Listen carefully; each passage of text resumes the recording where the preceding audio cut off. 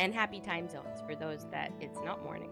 I say good morning because it's my morning, but I know that with everyone being all over the world, sometimes it's not morning. So happy time zones, good afternoon, good evening. Yes, we started. We are officially started. Yes. Haha. So it's time to play some. I'm gonna play some Love in Deep Space. Oh, this is what Zayne chose to wear today. So this is his morning outfit. Wait, normally I can like go around him. Oh, I know. I guess that's only on my phone I can do that. You turned on the light and went blind. Oh no! That's how I feel in the mornings too. Ooh, a splash of water on the face could help. Okay, I think I got the hiccups under control. Okay, so the dates are under falling for you. And I have Zayne's beach date, I have Sylus's beach date, and I have Caleb. So we're gonna have Jet 2 holiday with all three of them. So that'll be fun. Let's see. I'm considering who I should start with. I could just go in the order I listed them. I totally listed them in order of my favorite, like, tier list, basically. Or I could save the best for last. I don't know. I really want to play Zayne. I can't wait. I want to play it now. I might need that. There we go. Yay, it's downloaded too. There's like a little preview it's working on though. We're gonna play. I'm so excited. I'm so excited. I love that these have like little events. It's not just like a memory, it's like actually the date. You woke up 5 minutes before my alarm went off. Oh, so I was only 5 minutes before your alarm? That's kind of cool. So, our work schedules are less hectic now, so Zayne and I can finally embark on our summer getaway that's been postponed for a while. The Azuri Islands is renowned and sought after summer escape. It's only accessible by ferry, and we were lucky enough to buy tickets for the last boat of the day.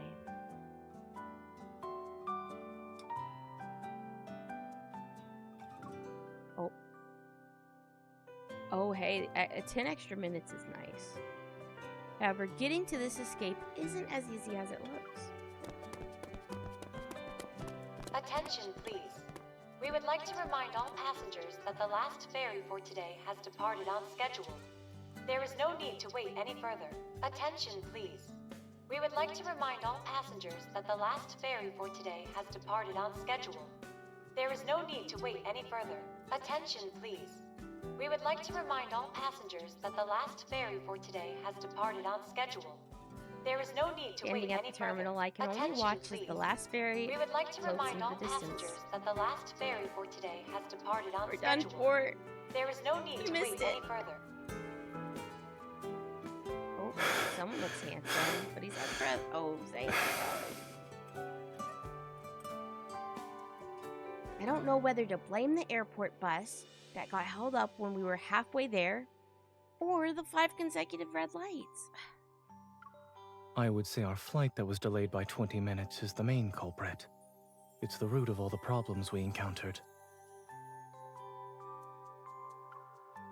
As evening falls, I sigh while staring at the endless expanse of blue waters.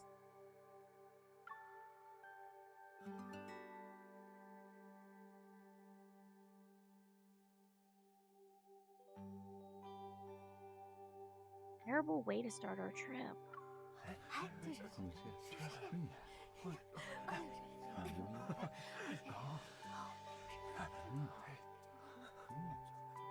Phew! Thank goodness the school chartered a boat for us, since all the ferries have departed today. If they didn't, we'd be sleeping on the streets tonight. Oh. The university rarely organizes trips like this, but I'm pretty sure they planned out everything. A boat horn sounds faintly offshore as students file past us. They make their way up the gangplank to the board. They look like students on some kind of study tour. I have mischief.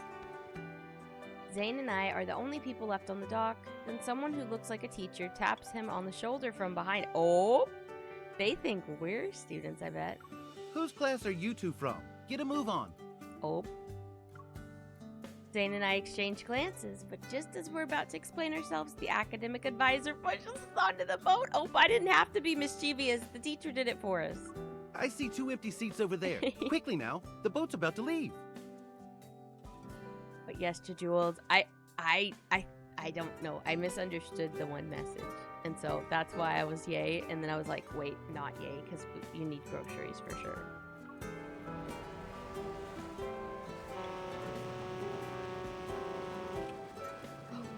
Oh, that's so pretty. I want a picture. Luckily there are empty seats on the boat. After explaining our situation to the academic advisor, we finally find a chance to relax. Our journey to the island can continue. They have a really nice boat, my goodness. Sitting in the cabin and gazing at the nighttime seascape, I finally feel like I'm on vacation. Hey, what year are you in? I always see you around campus, but I've been too shy to say hello. Who knew we'd run into each other on this trip? I think you have the wrong person. Since we were destined to meet, why don't we... We're working on a research project. Huh?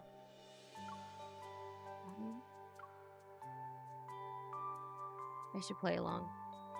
I look up at Zayne, who has suddenly appeared. To create distance between the college student and me, he casually positions himself between us. You still have to do research during your vacation? Our advisor said our team can't go on holidays. Group activities shouldn't interfere with our research after all. Aww, no fun. All work and no play makes Jack a dull boy. Whoever publishes a research article as the first author in a reputable journal gets 2 days off. Second authors get 1 day off. Third authors get a half day, and so on. Would you like to join our research team? Oh. Writing research papers by the sea will certainly be an unforgettable experience. Oh, he's gonna get him to go away by making him think that he has to work. The college student gaze falls on Zayne's arm, which is resting on my shoulder. He tactfully retreats and waves his hands. No, it's okay. I have to take care of some stuff. I'll leave you guys alone. Once the college student leaves with an awkward smile, I tap Zayne's arm. Zayne, did you really have to pull out all the stops for that act? Aren't you worried about your name being thrown around with rumors and gossip? I was helping you get out of that situation. I also decided it would be a good opportunity to promote the spirit of academia. Okay, that sounds lore accurate. Since we're on vacation, Zayne is dressed more casually than usual. He's also not wearing his glasses. His bangs are damp because of the sea mist. They rest on his forehead to give him a strangely youthful appearance. You could easily blend in with a group of college students. Weren't you the one who was mistaken for a student, though? I don't know, the teacher was tapping you on the shoulder. I see, someone isn't just looking younger today. He's a little more childish, too.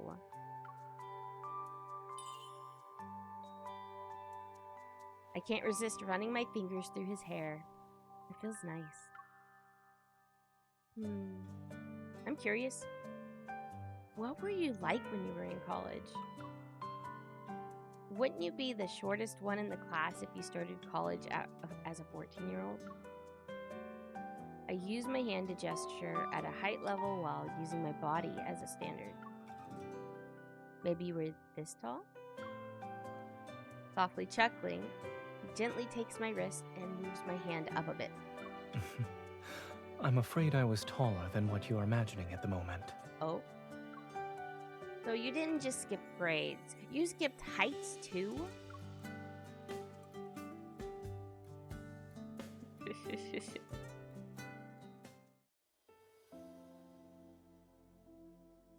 Oh, so pretty. It's already midnight when the ferry arrives at the Azuri Islands. We hurry to the hotel and fall asleep as soon as our heads hit the pillow. When I open my eyes again, I see the summer breeze lifting a corner of the curtain to create flickering patterns of light and shadow on the wall. I have no idea how long I've been asleep and groggily reach for the phone beside my pillow. The screen still shows the group chat between me, Grayson, and Yvonne. If there are any updates on the results, don't forget to let me know. My text still has a loading icon. It hasn't been sent. Oh no, guys, no phone service. You're looking at your phone first thing in the morning? Who are you talking to? Oh, is he jealous? When did he wake up? Oh, good morning. I pushed my phone aside and pretend nothing happened. I changed the subject. The signal is terrible here. Nothing will load. As if on cue, the network connection returns to normal before I can continue. The paused video suddenly starts playing again. It catches me off guard. According to the reports, this new method The news utilizes broadcast from my phone technology echoes to throughout treat the room. Protocore syndrome It goes into and it detail works by about how a new preventing heart treatment will arrhythmia. influence and reshape by existing acting medical as an concepts. inhibitor to certain pathways. It can alleviate paroxysmal tachycardia. Why are you still that's watching caused that? by protocore radiation. Once the treatment I tried to passes mute my clinical phone, trials, but all the it web is pages I expected to repeatedly revolutionize tapped on when I had a bad network connection start popping up. Oh no! This is why people say don't keep clicking on it. And I'm so guilty of that. This is lore accurate for me. The final results of the clinical trials for Zayne's treatment are of great medical significance. That's why it's garnered massive public attention. He leans in and sees a countdown with the date displayed in large font on the screen. It's accurate down to the second. Online people truly care about the time. Feeling like I've given myself away, I show him my phone. Fine. I'll admit it. I'm still worried about the results. This new treatment attempts to use EVOL technology to deliver specialized catheters into the heart's chambers. They'll transmit energy to eliminate diseased tissue. Compared to protocore transplant surgery, which is usually used to treat protocore syndrome, this significantly reduces the risks of uncontrollable side effects. Countless patients' hopes have been rekindled. We agreed to focus on the vacation, but I know how important this research is to you. I look up at Zayne, and he responds with a reassuring gaze. Every new treatment must go through the same complex process before it can be officially implemented. The necessary preparations have been completed. All we can do now is wait. He takes the phone and turns off the screen. The results haven't been determined yet. In addition, our vacation has only just begun. True. Jet to holiday. If you keep worrying, you'll end up wasting your summer. He takes my hand and leads me to the floor-to-ceiling window. After he opens the curtains in one fluid motion, I see the world outside is bright and dazzling. Palm leaves sway in the heat while beachgoers stroll. They pause here and there. Everything is moving at a leisurely pace. Life on the island moves slowly. No matter what happens, people aren't in a rush to do everything. Maybe it's just that tropical summers are always so long, it feels like they'll never end. Doesn't the thought of having all that time to idle make you feel more relaxed? It does sound really nice, though. I tilt my head as I look at Zayne. So, where should we go to idle then? He gently touches my cheek with his cool palm. I was gonna say calm instead of cool palm. Just like that, the midsummer heat seemingly vanishes. The Azure Islands have the world's largest tropical zoo, and a chameleon that's as big as a small pine tree lives there. tree? Its name is Summer because it was discovered on the first day of summer. Do you want to meet it? Yeah, but I'm scared. I'm scared of dinosaurs. Sounds like we're meeting a dinosaur. Okay, he said it's Azure Islands. Okay, at the junction where the land meets the ocean lies a rare seaside zoo. The tropical monsoon has made the air humid and our surroundings are teeming with life. Zayne and I navigate through massive green foliage while waves crash through the shore. Captivated by the beautiful yellow and blue feathers of macaw, I stop at my tracks. Watch out. Oh.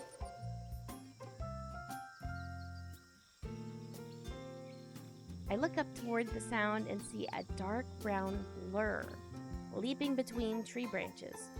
Then I see my hand is empty. Did a monkey just take something? My coconut water! I forgot to tell you. The monkeys here are notorious for being brazen. Even though the monkey is already far away, I stare resentfully at its plump, retreating figure. Do you think it knows how to use a straw? Generally speaking, the ability to use tools is considered the fundamental difference between humans and animals. Oh. Unfortunately, the Howl-Ho monkeys around here learned how to order coconut water for themselves. Oh. I watch the monkey sitting in the tree smug and it sips my coconut water through the straw. A light bulb goes off in my mind and I mischievously turn to Zayne. I didn't catch that. What kind of monkey is it? It's a howler monkey. I still pretend I didn't hear him clearly. A hunting monkey? No, I said it's... The monkey in the tree lets out an ear-splitting, bone-rattling howl that nearly ruptures our eardrums. a howler monkey. It's a monkey that howls. Does not seem amused, guys. I didn't hear you because of how loud it was. Can you repeat that? Oh, I get it. You're just messing with me. He caught me. So holding back my laughter, I take several steps before an oddly shaped plant catches my attention. Wanting to feel its fuzzy small pouch, I reach out to it. Be careful. It's not vegetarian. It's not vegetarian. Luckily, I haven't touched it yet. I quickly pull my hand back. Before our eyes, the plant lazily yawns and spits out a small snail from its mouth. That was close. Zayne smiles as he picks up a warning sign that he had fallen. This is a leopard pitcher plant. Since when were you a walking plant encyclopedia? Did you secretly memorize the botany textbook or something? It was a joke, but he nods earnestly. When I was little, my parents were often away on business trips. They were worried I'd be bored at home, so they got me an annual membership card for a bookstore. Back then, I loved flipping through massive encyclopedias and memorizing all the plant and animal names in them. Zayne looks at me, and a childlike innocence briefly appears in his eyes. And just like that, my gaze is drawn to him. It's amazing to think about how you went from a little kid who loved encyclopedias to a man standing before me. Tell me more about the parts of your life I wasn't there for. Okay. He smiles and takes my hand. Let's go. Summer is waiting for you in the exhibition hall up ahead. Although chameleons are insectivorous, their favorite food is carrots. I learned that from a reliable source. Reliable source in air quotes. Oh.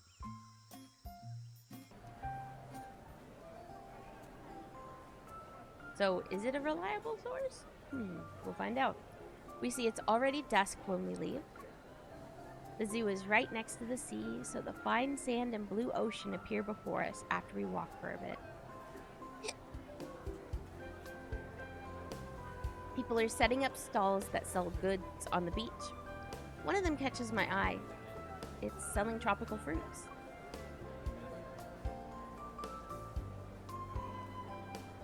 How can there be 5 or 6 varieties of guava? They come in different colors and shapes too. We have a lot to choose from. Zayne picks up a pink guava and weighs it in his hand. Do you prefer them soft or crunchy? I've never pondered that question. And I've never tried it before. Yeah, I've never tried one before. He brings the guava close to the tip of my nose. It smells refreshing and sweet. Then today is the perfect time to try some.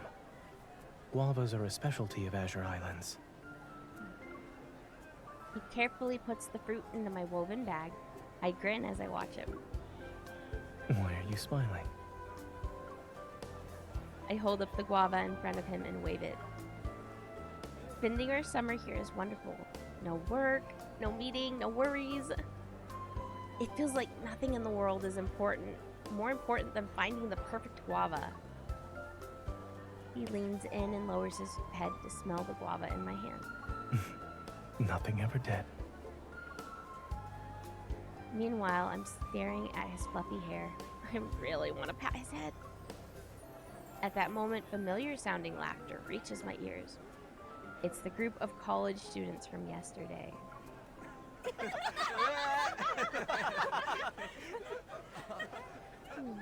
Oh, what a coincidence. Nice to see you two again. The bar by the beach is showing an outdoor movie tonight. Do you want to watch it with us?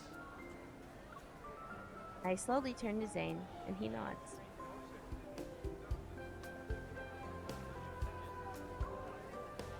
Oh, I guess we're gonna watch an outdoor movie with some college kids. As planned, we arrive at the beach after nightfall. A screen has already been set up on the beach for the outdoor movie. It's playing a romantic art house film. Someone's selling homemade lemonade. Sugar, carbonated water, and freshly cut lemons sit on their table. Excuse me. Lemonade's not May I usually mix my own carbonated. drink?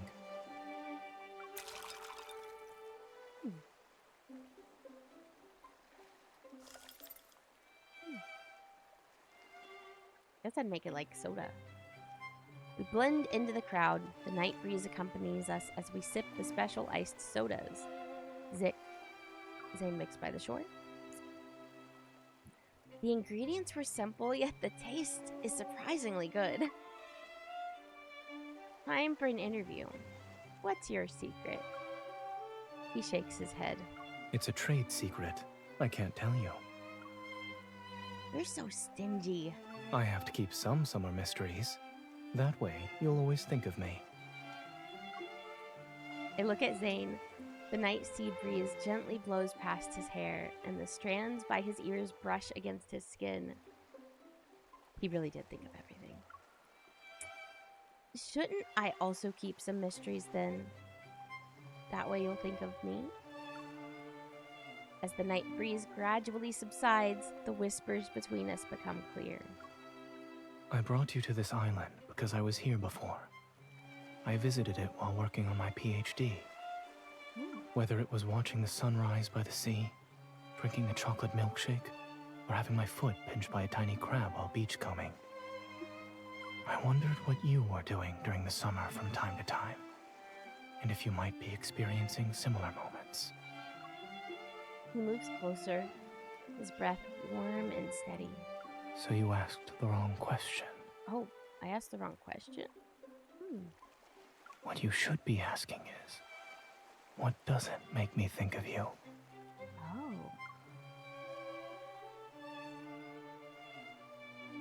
As he gently holds me in his arms, I blush. Come to think of it, we've experienced the same summer this whole time. It's just we were in different places. I never would have guessed that you visited the beach when you were in college. I always imagined you being holed up in the library. You're studying by yourself, too. Zayne clinks glasses with me. He is 50% serious and 50% playful. We both know that's a stereotype. Yeah, stereotypes are not true a lot of the time. Okay. Talented students are actually the ones who know how to have the most fun. After nightfall, the sea breeze becomes cool and refreshing. Halfway through the movie, the protagonist, now an old man, returns to the place from his past and recalls that summer from his teenage years. Maybe his life was defined by those few glorious summers. I didn't expect them to still show the same movie. Oh. I suppose tourists always come and go, so no one bothers to change it. True. Although I suppose people that work there would get tired of it. I nibble the straw as I sip my lemonade. Half of the ice cubes are still floating in the glass. How does the story end? Summer has passed, but summer will come again. He must patiently wait for the next glorious summer of his life. Appreciating the slightly salty sea breeze, we continue watching the movie. I glance at my phone. The image of a flashing countdown page appears in my mind, but it vanishes soon after. I wonder how he spent his summers in the past.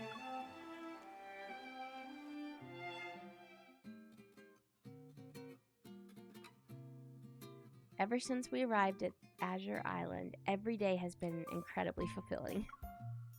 According to Zayne's itinerary, we went hiking the day before yesterday, cliff diving yesterday, and today we're going surfing. Before I can pull out the map provided by the hotel, he's already leading me to the equipment rental shop.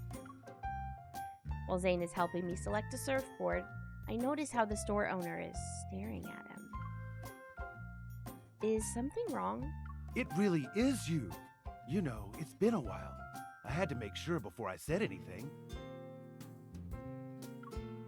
Oh. So I guess he knows Zayne. Long time no see. Are you representing your school for a kayak competition again? Wait, you must have graduated by now. My memory's not as good as it used to be. Taking notes of certain words, I turn to Zayne. My curiosity is piqued. I had no idea you used to kayak on a competitive level. When I was in college, I attended an academic conference and participated in a friendly kayaking match. I represented my medical school and went up against Sylus University. Oh. Sylus University is located in a country in the northern hemisphere. It's famous for its medical school, and the program itself is just as good as Skyhaven's, so a rivalry developed between the universities. I understand what he's implying and respond with a playful smile. It was an annual tradition, but more people became aware of it as the years went on. The competition between your medical schools has a history that spans 100 years.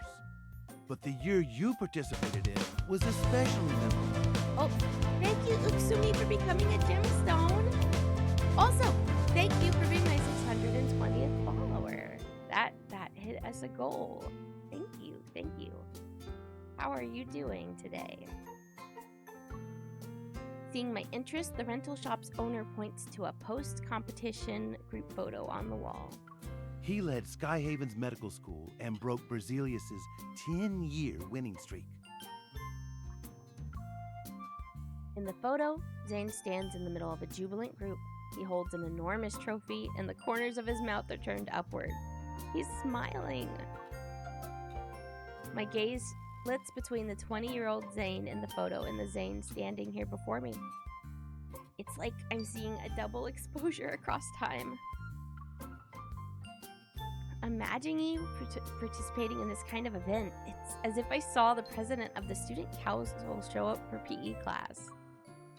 A well-rounded education requires development in all areas. This is true. This is like Renaissance thinking right here. Besides, even class presidents occasionally break the rules. Oh. I look at the various kayaks displayed on the rental store shelves. I'm curious. Zayne, when did you learn to kayak? Was it when you were a student? Are there any videos of that competition? I really want to see it. I'm about to ask more questions, but Zayne leans in. He gives me a scrutinizing look. Why are you so curious about my life during university? I just wanted to know what Zayne was like when he was 20. Yes, you're very eager to learn about the Zayne of the past. Are you unhappy with who he is now? No, that's not what I mean. I fiddle with the tandem paddle board Zayne selected and tilt my head to look at him. The Zayne who kayaks, the Zayne who befriends chameleons, the Zayne who makes special sodas. I'm meeting all of them for the first time.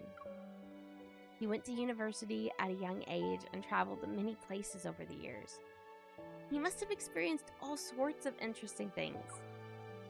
Working on the same research topic since you were a student, returning to one you had set aside, you must have also faced many challenges along the way.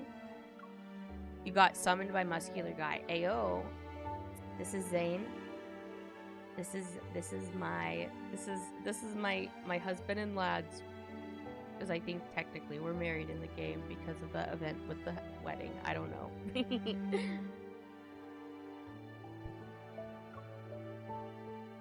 We weren't together for more than just a few summers, so I want to know how you spent those days. A leaf from the hanging plant near the shelves lands on the crook of my neck. It tickles. I feel a warm breath behind me. Before I can say anything, he's already removed the bothersome leaf on my behalf. I'd like to take you somewhere while we're surfing. I mean, hey, that's okay.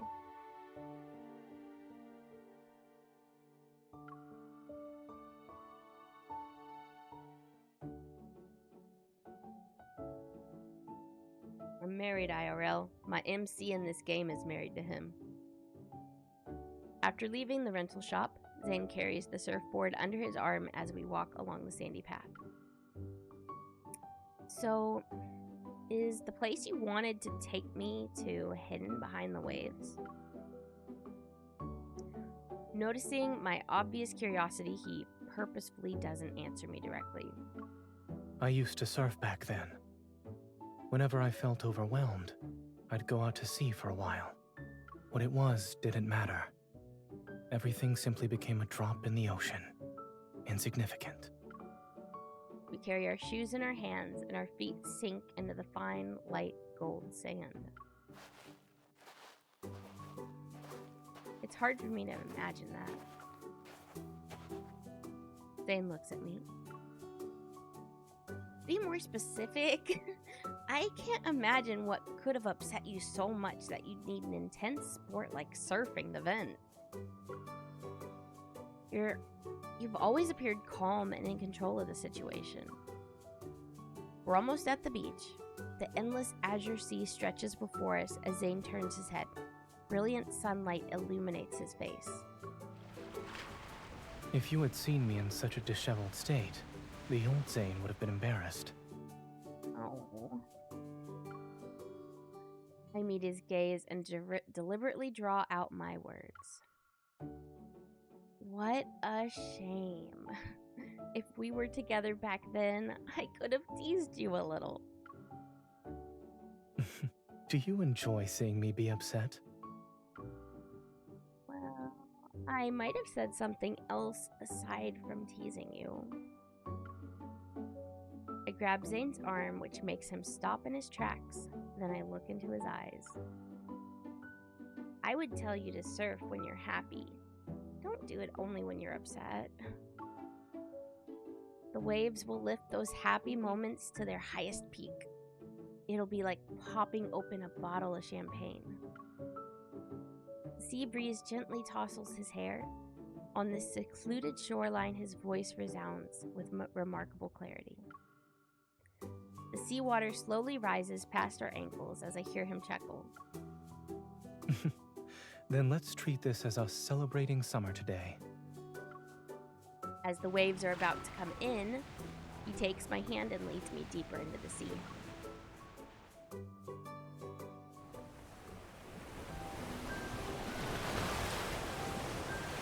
I know, we're on the water now. Oh, hold me tight, I'm scared. The waves will carry us to that empty stretch of sea once more.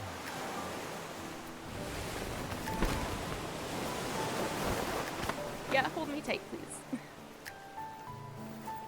Use me if you can't find your balance.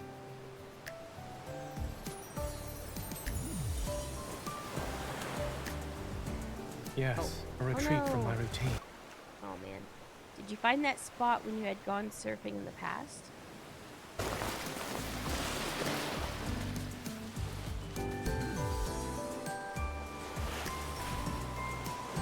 The waves here. Against him. Oh. Brace yourself.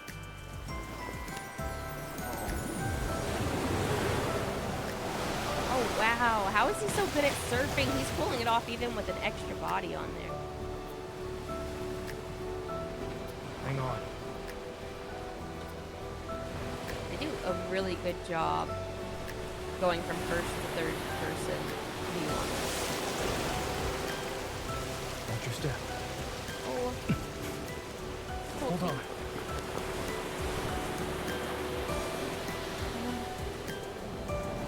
Why are the waves coming in one after the other? Avoid them.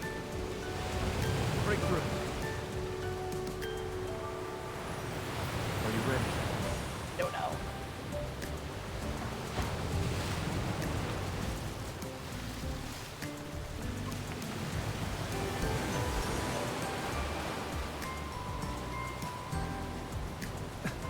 I can't see clearly. Guide me. Yes. Oh. Jumps left now. Oh.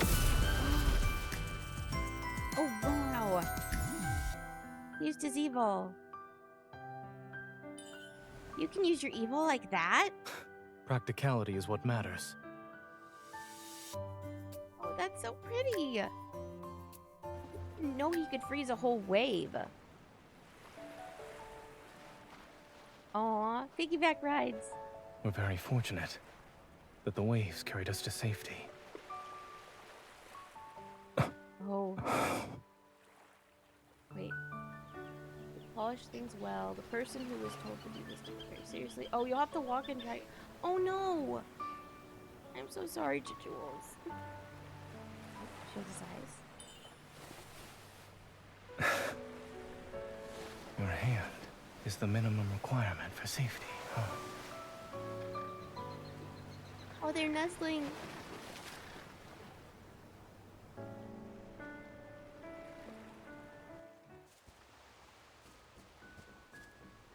Cute. Twilight descends as the sunset's rosy glow fills the sky. Ooh. It's rough when you run out of gas. As we walk along the coastline, it's clear the island is deserted. We chat as we walk. We talk about summer, waves, and what he experienced as a 20-year-old. Grimside, welcome in. I once visited this place with my research advisor for a medical conference. It involved cutting-edge technology and the latest research in the medical field. So we stayed on the island for over a month. Oh, wow. After attending the few sessions that actually had substance, the rest were just obligatory social gatherings. We decided to skip those and explore the island instead. We discovered all sorts of fun activities, and surfing was one of them. I turn to look at Zayne. Sunset light illuminates his profile. It sounds like you were a person who enjoyed life rather than a reckless, silly boy who charged headfirst into trouble. What if I told you I once ignored the weather warnings out of spite, and that I gambled on whether or not I'd encounter a storm? That sounds slightly uncharacteristic, actually.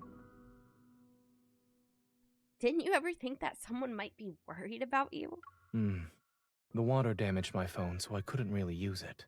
And when I got back, I saw there were countless messages. Oh. The Azure Islands was hit by a storm, and you hadn't responded to any of their messages. True, they were checking on him. I give his hand a firm squeeze. Some people tell me not to take risks, yet they secretly look for thrills themselves. Looking back, I wouldn't have acted so rashly if I got a do-over. Is it because you've realized that people care about you? He squeezes my hand and looks into my eyes. I know that if I were to disappear again, someone would find me.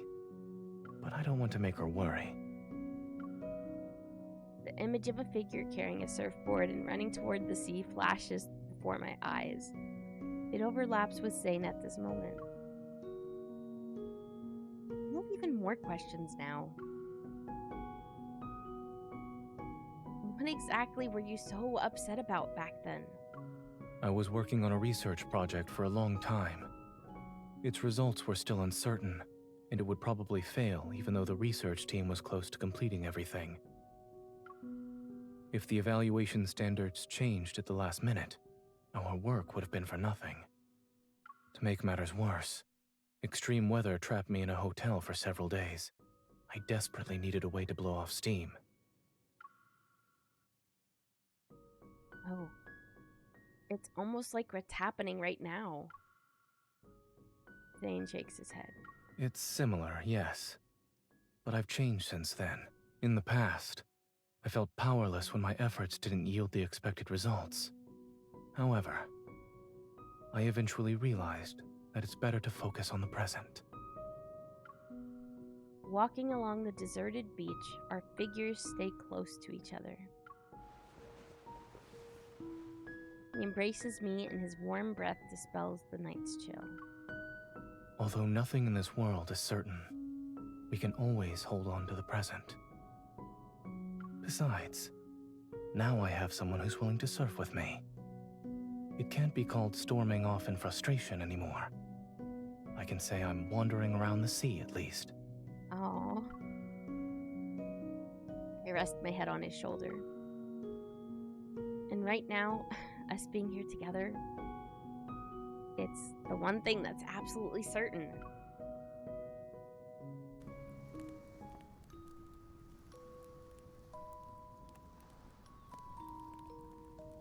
It's almost midnight, and Zayne lights a bonfire by the shore.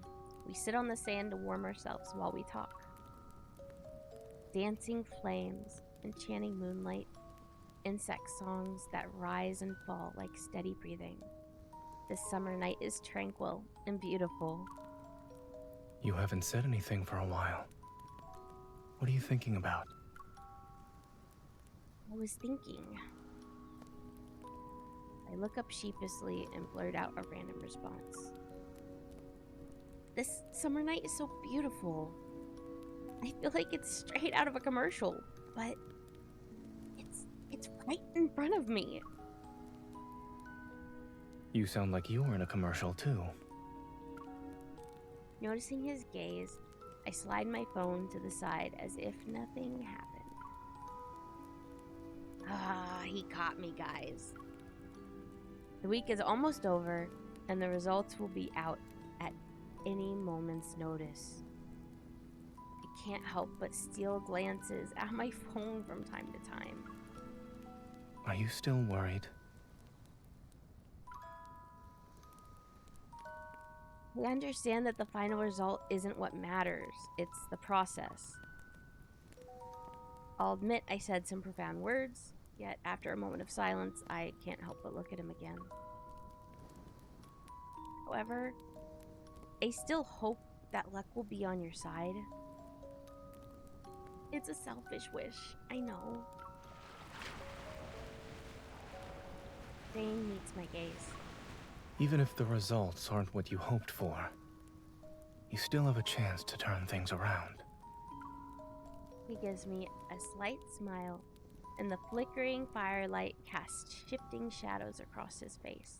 This is the research project I've been working on since my college years. Dr. Noah served as my advisor from the very beginning. There wasn't any progress for a long time, and everyone told us to give up. I stayed up all night one day, but the experiment still failed. At dawn, Dr. Noah took me out for some beef noodle soup. Maybe he ordered 2 more fried eggs for my bowl to cheer me up. Aw. That's very sweet. I had already guessed what he was going to say. Yet when he actually said it out loud, I was still devastated. Place my hand over Zayne's before we move closer to the fire. Now there's a little more warmth.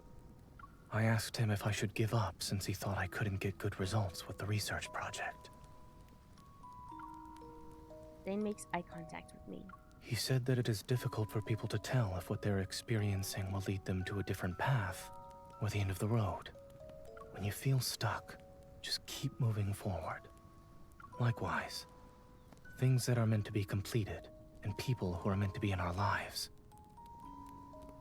they'll always find their way back to us at certain moments during life's journey. I look up to see the pitch black sky. On this deserted beach, every single star shines like with an incredible radiance. The night deepens as time stretches endlessly, then his voice finally breaks the silence. After that, I still failed. I eventually picked up a research topic I had previously set aside, and that's how I made it to where I am today. Oh, really? I don't know what country that is, though. In addition, we met each other again. Seemingly disappointing moments don't keep me from moving forward. Oh, the reviews? He's right. The Zayne before me is actually composed of countless moments from his past. He sits next to me. We stare at the same starry sky, the same sea. It's as if, after every brief separation, we treat it as the end of a story. And if that was actually true, then we wouldn't be sharing this summer. I turn to look at him. The stars and moon have fallen into the sea and into his gaze. Yeah, there's a lot of people playing this game. It's very popular. It's like the butterfly effect. Maybe the water droplets from melting glaciers gathered to form the sea before us. And those moments from the past have shaped the Zayne who's right in front of me. From that perspective, even though I never got to see who you were before, it doesn't feel that regrettable now. Visiting this island is like meeting who I was back then. The countdown on my phone screen is about to end. Our phones vibrate and the alert comes in one after another. But we don't care. The moist night breeze caresses our cheeks as waves crash against the shore. Yeah, they are very popular right now. On this summer night, who I was then and who I am now are here before you. The results are about to be revealed. It won't be long until many people want to find Zayne. To find us. Yeah, Uma Musume? Yeah, that one. But this moment, that unresolved outcome doesn't seem as important anymore. The night is quiet with just the two of us here. It feels like all our senses are heightened. I reach out and touch the area around his eyes. I've noticed how your eyes, they look exceptionally bright under the moonlight.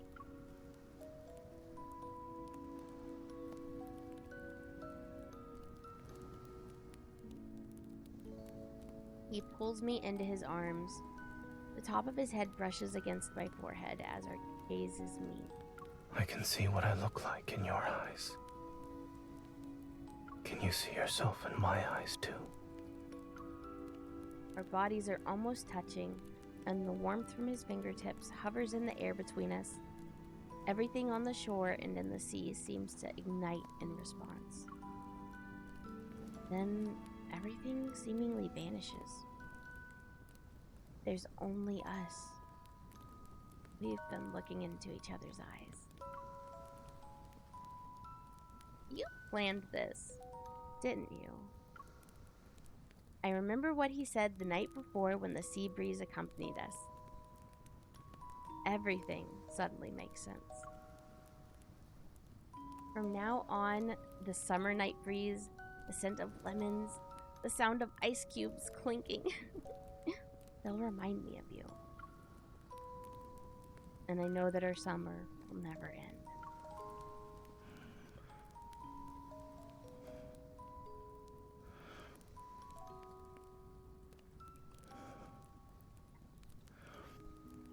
Oh.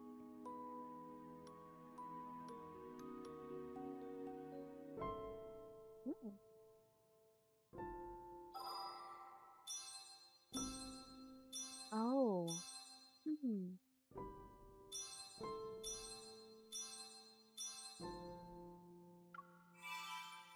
I think there's another... I need to go back to this part because I didn't get the kiss. And I know there's a kiss. I think I remember now. I didn't wipe out. I got to wipe out on the surfing.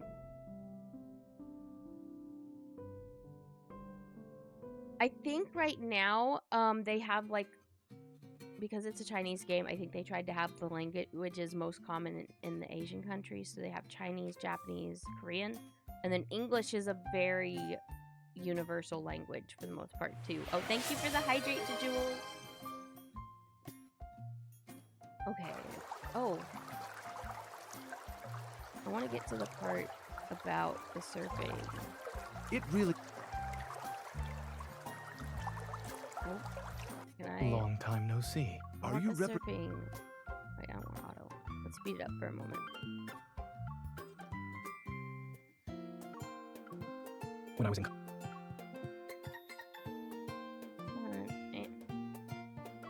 It was an annual tradition. The competition between your medical school. Oh yeah, water sounds very good. I like water. Oh well, besides. How do I get to the part? Oh, you Boy, know you're so what? curious I about my life, probably wanted the Yes, Kindle you're part, maybe. I think I understand what I did wrong. I need the Kindle part, I think.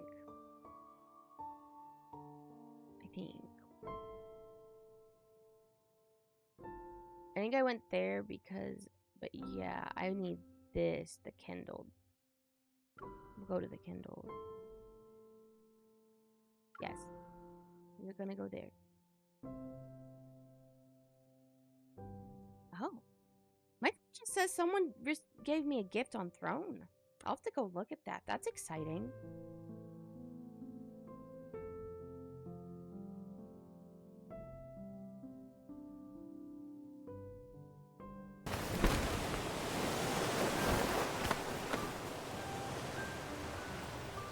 Use me if you can't find your balance. Wait. I need to wipe out. I just remembered. Yes, a retreat from my routine.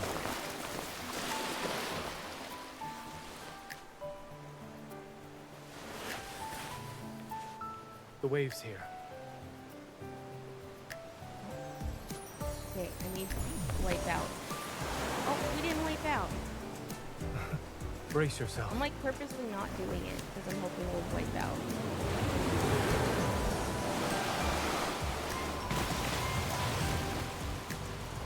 Come on, we gotta wipe out. We gotta wipe out. I want the kiss.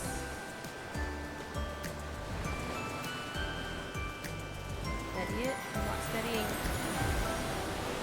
Oh. Is it still doing it for me? Watch your step. Hold on. She says sing.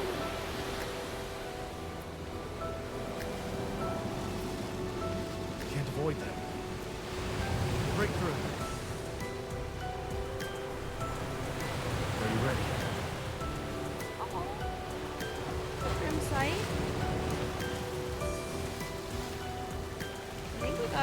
out.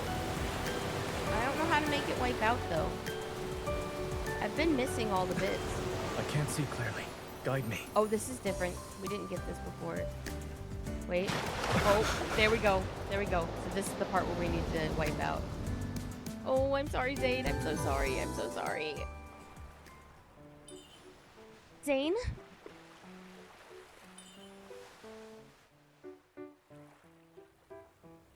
What happened? Oh no, Ad. Oh no.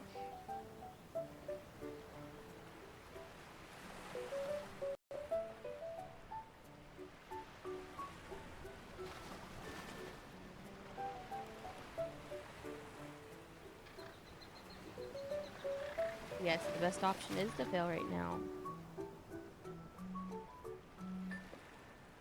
I don't want you guys to miss this. I don't want you guys to miss this. I need the ads to go quickly. Dang it, I hate ads.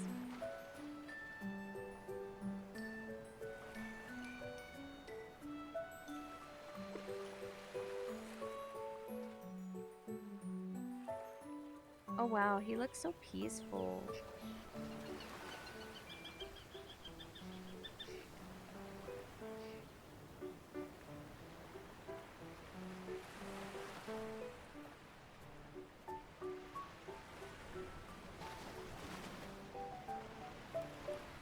I apologize in advance to those who might be watching this on YouTube.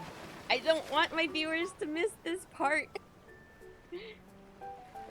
So I'm just kind of like, oh, you're not seeing the ads right now? What about you, Jejewels? Are you in the ads right now? I don't want you guys to miss this. My plan is to post the whole VOD, but then I also want to take the parts that have, I want to separate it into a VOD of just Zayne's memory, Sylus's memory, and Caleb's memory. Are neither of you in ads right now?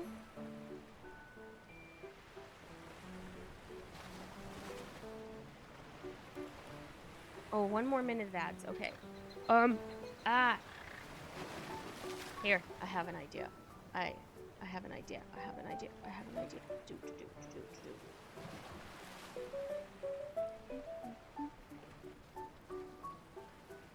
Here we go. I got something. Oh. Ads are almost over. I just want to make sure. I don't want to leave the lurkers out.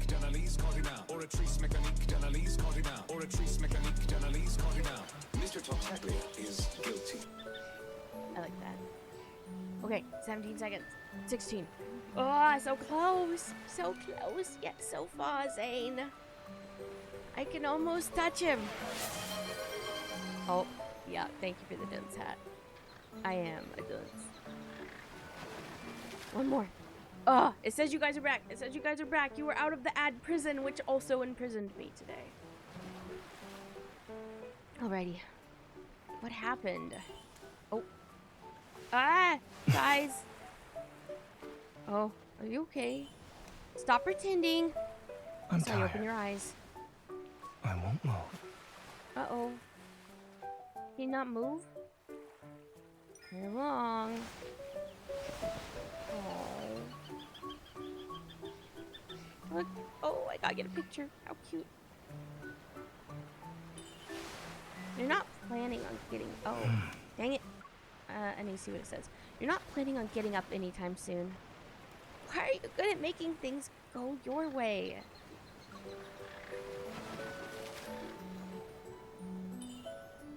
What is he trying to say? Does he want me to give him a kiss? Oh, okay, guys. We're going in. We're going in. Maybe. Oh. Oh, wow, his eyes are pretty. Oh. Oh. That was a good time to switch to the third person. I was so embarrassed, though, too. What I wanted. Wasn't it obvious enough? Oh. Oh, I'm embarrassed.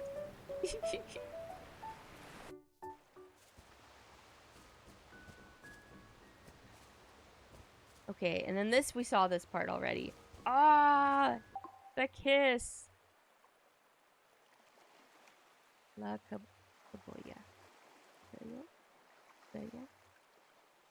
Oh, I'm trying to remember what that word means. Does that mean horse? I don't remember.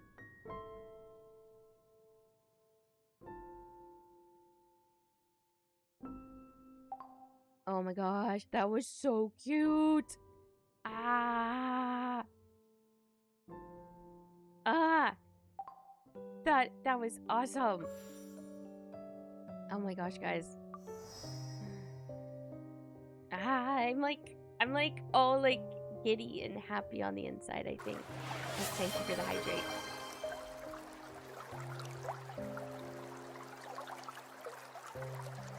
Okay. Love speed ride. There's Sylus. Is that a jet ski?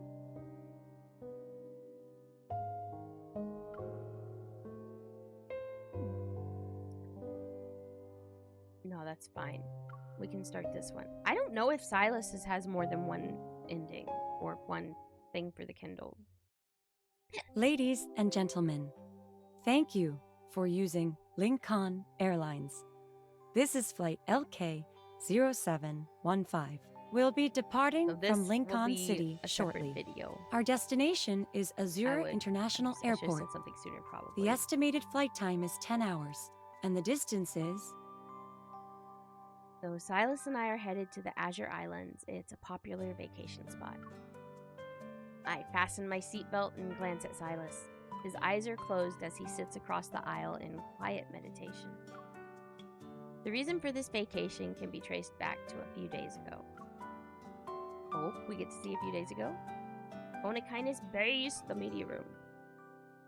The sweltering summer heat arrived in Lincoln City. I realized I had some free time, which isn't something I usually get. So I decided to take a short break. Upon learning I was on leave, a certain Mr. Sylus kept asking me to meet up so we could hang out during my break.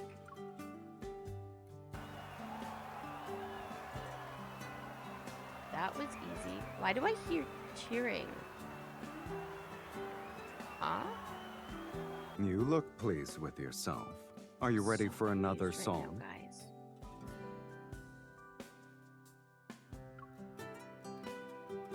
I was born ready. I pick up the tablet that displayed a selection of songs and held my microphone in my other hands. Then I raised my chin in the direction of the snack pile next to Sylus. Can you open a bag of chips for me so I can recharge? The biggest one, please? I don't think he can say no to us. He emptied the whole bag into a snack bowl. And sitting among the golden chips was a raffle ticket. A raffle ticket? He picks up the brightly colored ticket. It looked like he was about to toss it into the trash bin. Wait! You're not gonna scratch it to see if you won? You're being rude to Lady Luck. Who? Is this someone you know, kitten? Yes, I'm quite acquainted with her, Sylus. That's how I have you and Zayne both are one right now, and Caleb's guard. So, yeah, we're acquainted. Yeah.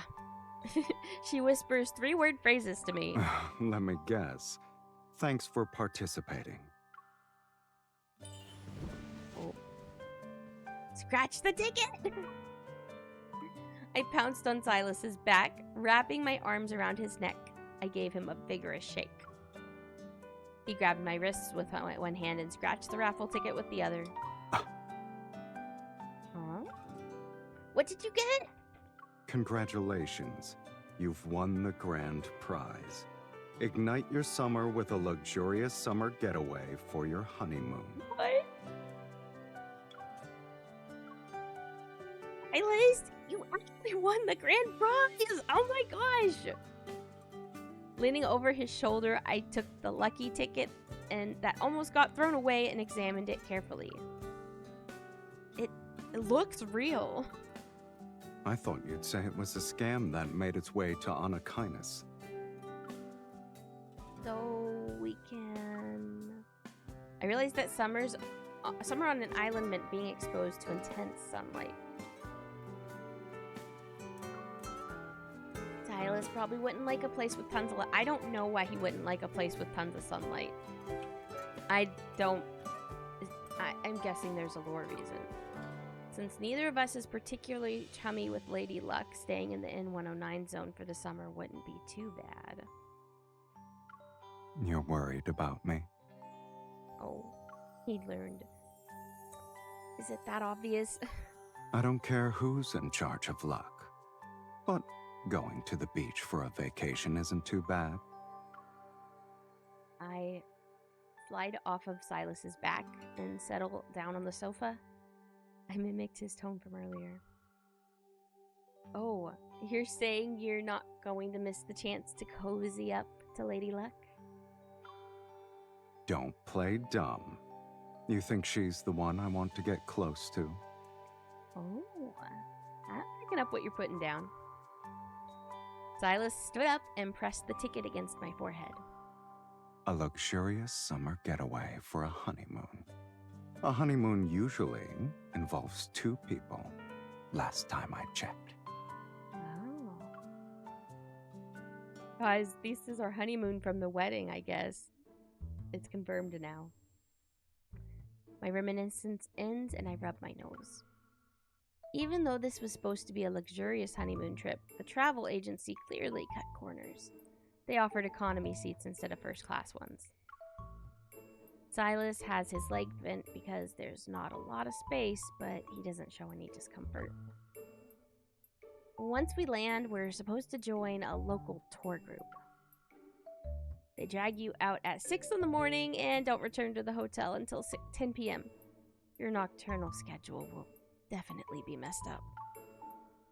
I make dramatic gestures as we speak. Then, with an amused expression, Silas gently presses my hands down. Why do I feel like you already got a head start in having second thoughts? Oh, isn't that noticeable?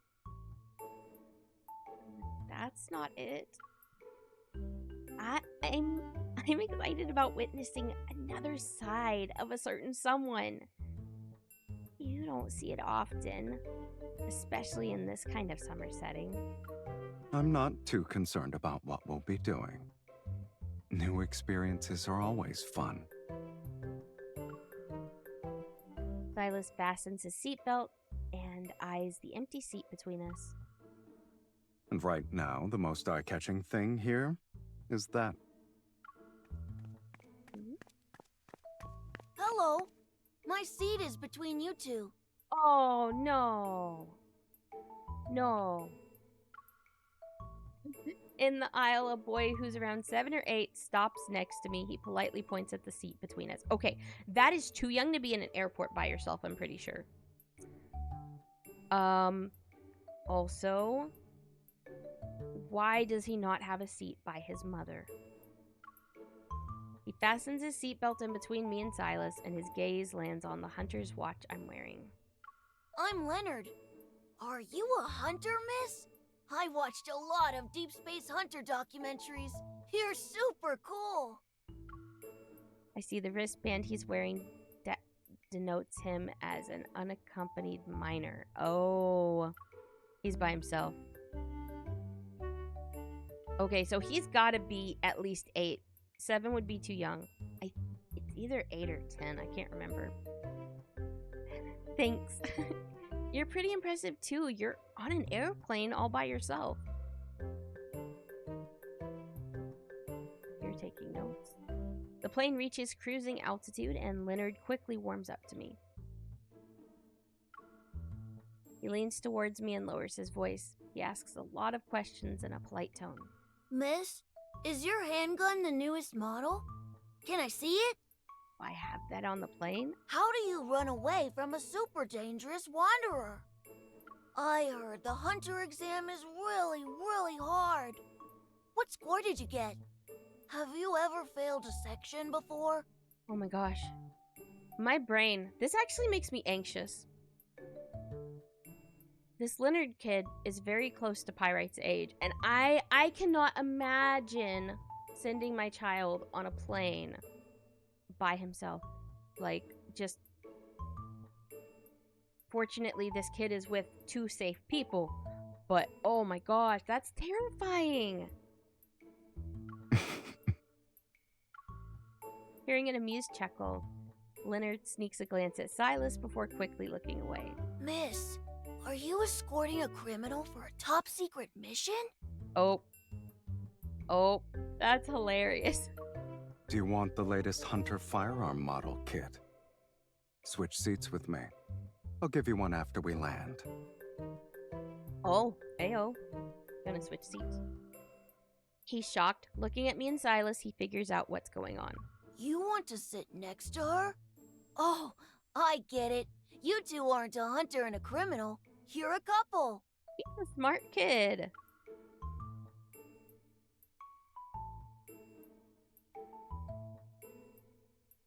The blue sky outside turns dark and I drift off.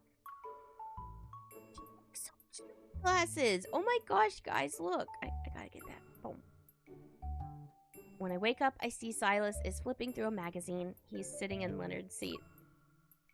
Oh, where's Leonard? I threw him off the plane while you were asleep. Oh my gosh, you didn't really, did you? I tap Silas's thigh to playfully reproach him, but he just turns another page. Guys, I'm worried. He got a better seat. Oh, he got a better seat? Oh, what does that mean?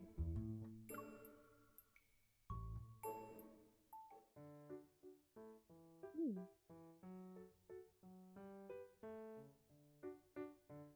An hour later, our plane lands at Azure International Airport. I wonder what seat he got moved to. That's so interesting. No, the kid didn't die. He said he got a better seat.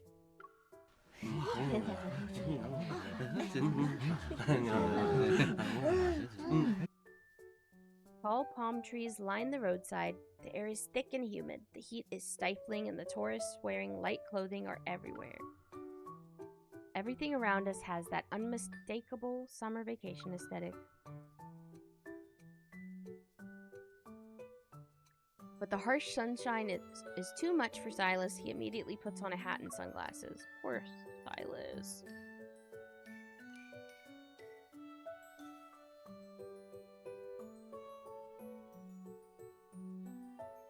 The travel agency's shuttle bus drops us off at our designated hotel. Sitting on my suitcase, I skim the itinerary we got during the ride. Diving for treasure at shipwrecks, climbing coconut trees, grass skirt weaving class, watching lionfish hunts. These are very unique activities. I don't think any of that really suits a honeymoon. Those are interesting sunglasses. Dude, actual honeymoons, you don't actually leave the room much at all. I'm not gonna lie. Welcome to Azure's Resort's luxurious honeymoon suite. May your stay here be sweet and wonderful. Sylus pushes me and our suitcase into a room that looks more vintage than luxurious. There's no refreshing AC to greet us. We look at the ceiling fan above. It's slowly spinning. I'm pretty sure the agency said this was a 5-star hotel. Maybe it's 5 out of 10 stars here. Oh, maybe.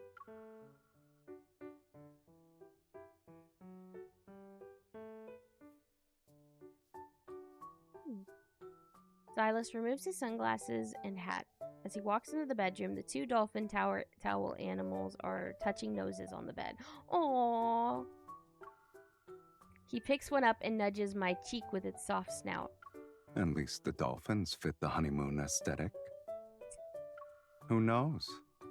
You might see the pink dolphins you missed out on. Are there actually pink dolphins? We missed them because someone took his time putting on sunscreen. You're gonna say goodbye for the day? Oh. Bye, Jewels. I hope shopping goes well. I will see you later. Be safe, okay? Don't worry. I'll make it faster next time.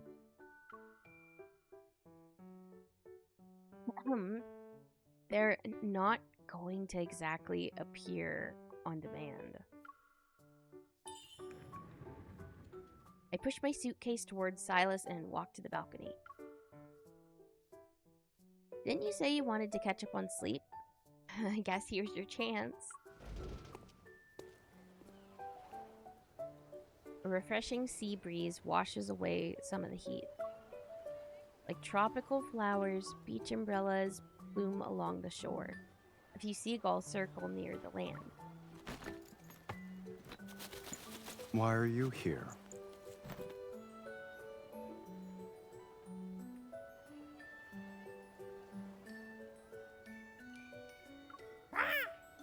Mephisto? I didn't think we brought him. Effie?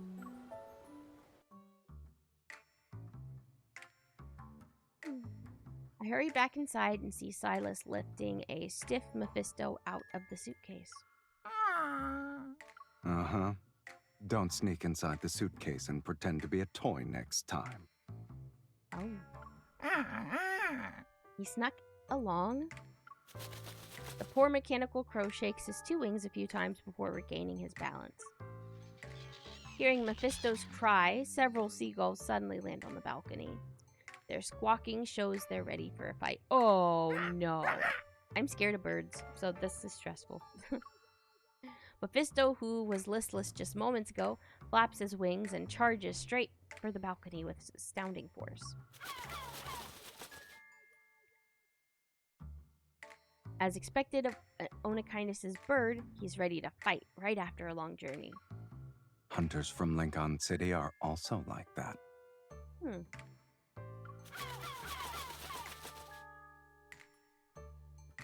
Birds on the balcony grow increasingly agitated, and the seagulls unfurl their wings to brawl with Mephisto.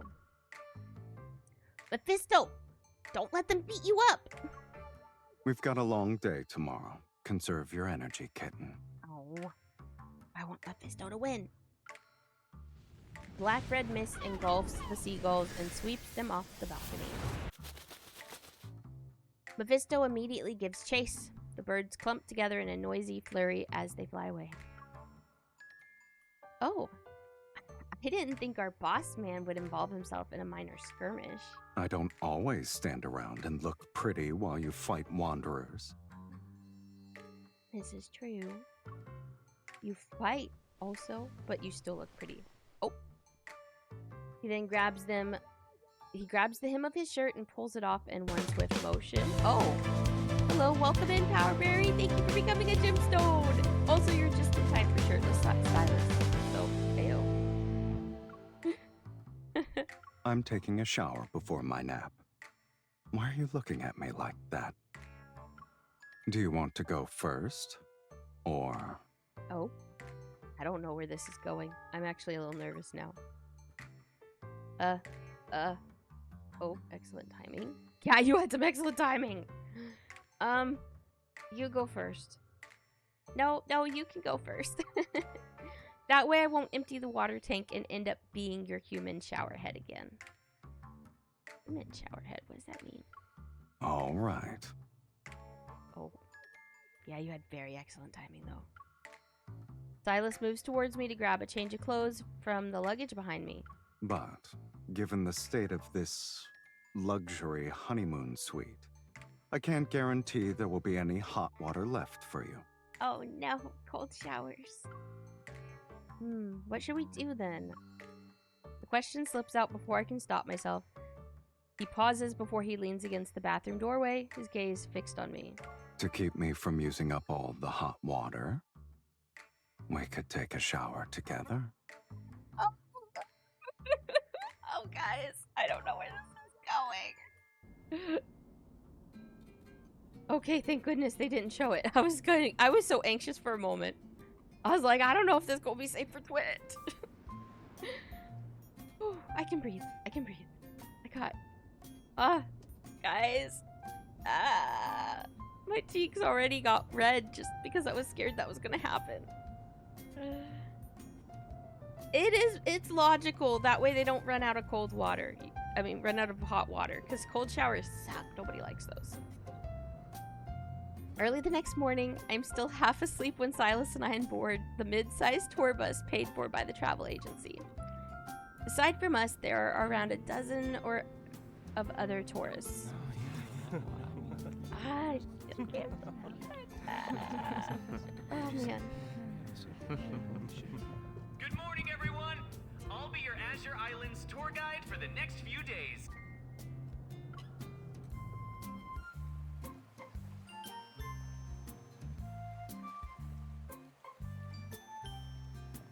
Jadeite Harbor.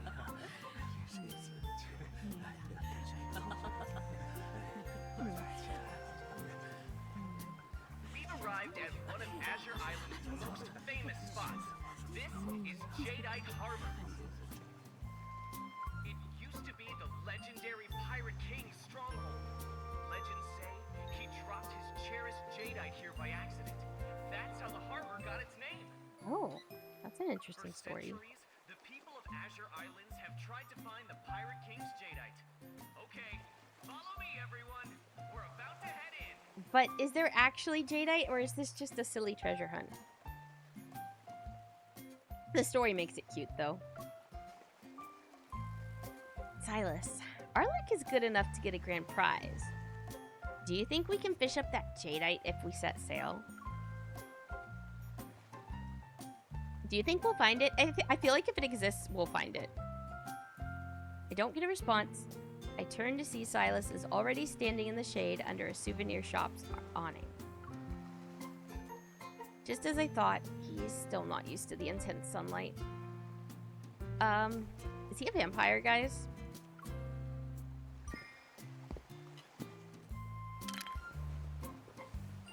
I walk over to Sylus, open my backpack, and fish out a can of super strong sunscreen spray. Close your eyes, Sylus. I'm gonna add another layer of sun protection. Relatable skincare needs. Ah, okay. Oh.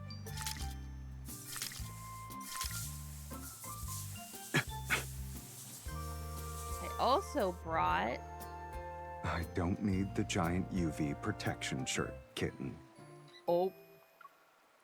He stops me, then he takes the backpack I from my grasp. appreciate your concern, but I am tougher than a vampire in daylight.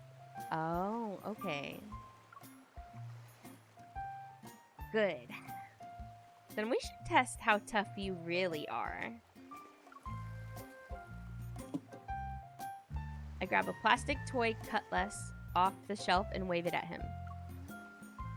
Sylus picks up another toy sword to answer my challenge. Okay, I actually have a friend, Datrius. He's another streamer, and I can't remember. There's a diagnosis for this, but he actually basically is allergic to the sun, is the best way to explain it. So he's kind of like a vampire too. That's what this made me think of. Okay, so he picks up another toy sword to answer my challenge. We swing our plastic blades and parry each other's blows. Even if you win, I don't have any jadeite. Who said I was after that? I lower my toy sword and I tackle Sylus.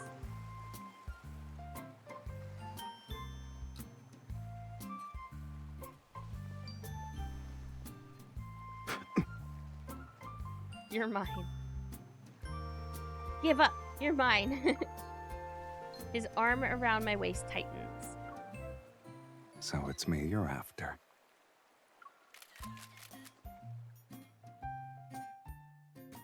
Two tourists from the group were pointing their cameras at us. Oh! Sorry, your pose looked so cool and the atmosphere was great. I couldn't help but take a few pictures. I hope you give us copies. We're editors working on an article for Destination Weddings. Can you sell us the rights to your photos? Ooh. Can I get a copy too?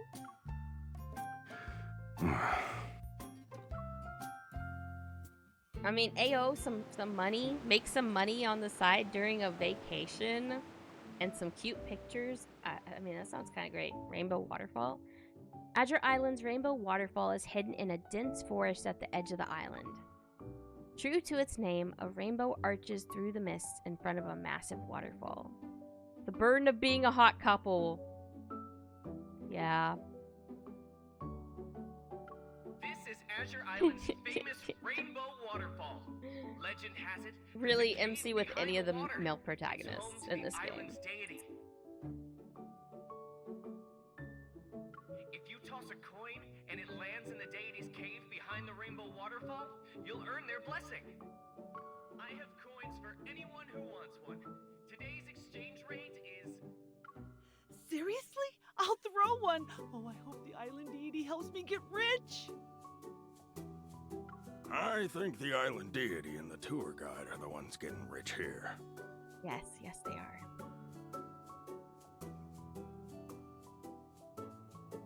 With 2 Azure Island coins, I give one to Sylus. One for each of us. Here you go.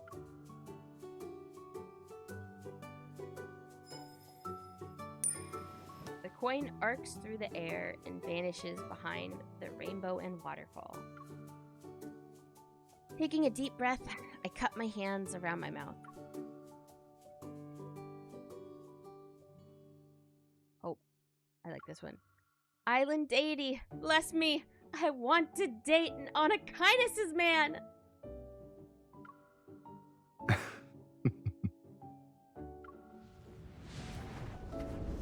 As Sylus laughs, the coin I threw with all my might returns to his hand. Oh, he took it with an evil. Hey, why did you take my coin? Give it back. I hold out my hand, but Sylus closes his palm. He intends to keep my coin. This is outside the island deity's purview. Really?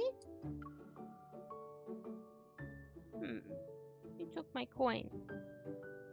He puts his coin in my hand and speaks gently. For this kind of wish, shouldn't we be blessing each other?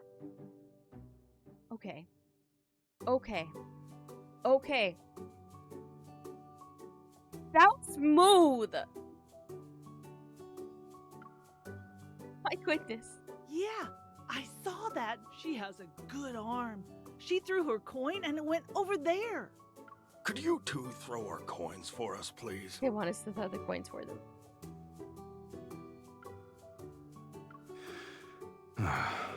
Oh man, so now they're a hot couple and a strong couple. Leave us alone, let us honeymoon. Like newlyweds. Most of the day has come and gone, and we've already visited several of the main island's major tour spots. The schedule is tight. I want to take a break. That's how these tours are. At least the company paid for us. Oh. There's plenty more on the agenda. So did multiple people win? Is Azure Island's famous open-air market. We barely get any time to explore each place. And now we're going shopping? Hey, you can't just nod off right now. Sure. Oh. Sylus is dozing quietly by the window beside me. His hat's brim is pulled down to cover his face. Hiding my yawn, I nudge Sylus. Oh man, that made me yawn. It just talked about yawns and it made me yawn. Sylus, I have an idea. I was thinking the same thing. But you were asleep. I haven't even told you what it is yet.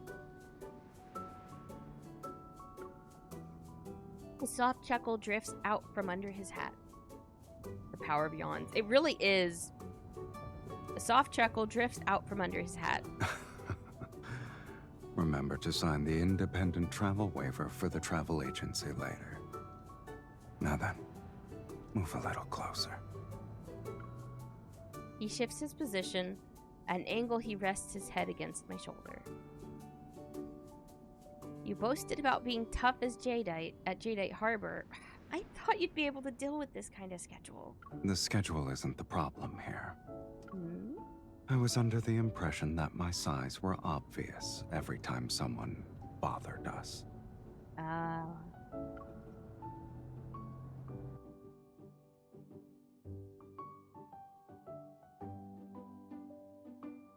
Azure open air market. The largest open-air market on the main island is a maze of countless narrow alleys. We'll start by visiting a few specialty shops that work with our agency. The prices are great. You can buy plenty of souvenirs to bring home. Stay close together, everyone. Don't get lost. The disclaimer form is sent and Silas turns off his phone. We leave the tour group behind and walk into the bustling market.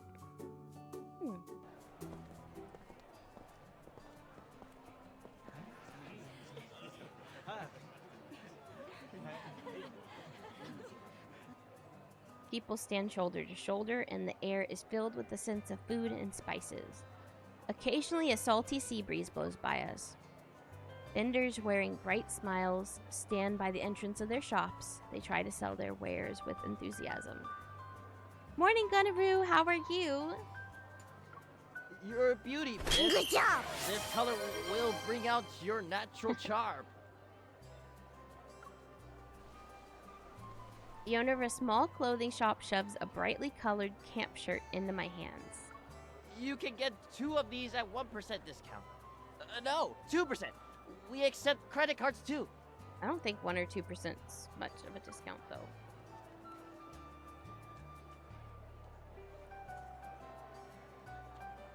The enthusiasm is overwhelming.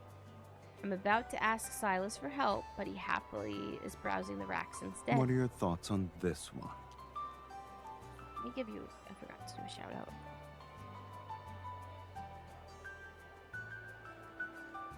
There you go. The pattern's origins can be traced back to the oldest tribe on Azure Island. If you both wear one, the designs lines up so that the 2 dolphins kiss. Isn't it sweet? That sounds good. Silas walks over to the mirror and slips on the gaudy, flamboyant camp shirt. You're actually wearing that?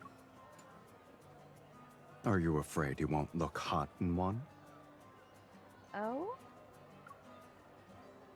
Silas, your reverse psychology needs work. He shrugs. He doesn't agree or disagree with my statement. I'll take this.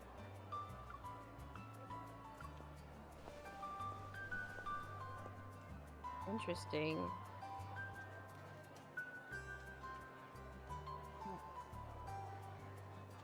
He's all in on the tacky shirt. He wants to really have that island tourist vibe. I'll also buy a kissing dolphin shirt.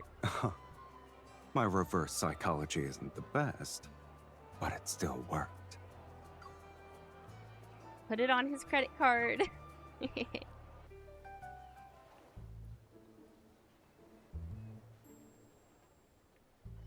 Wearing our gaudy matching shirts, Silas and I spend the entire afternoon walking around the island's market. Oh!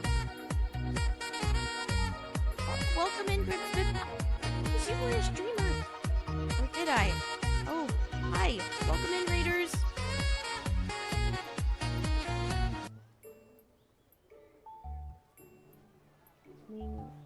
Okay, I'm not spelling correctly. There we go. Let me get these shout outs. / shout out.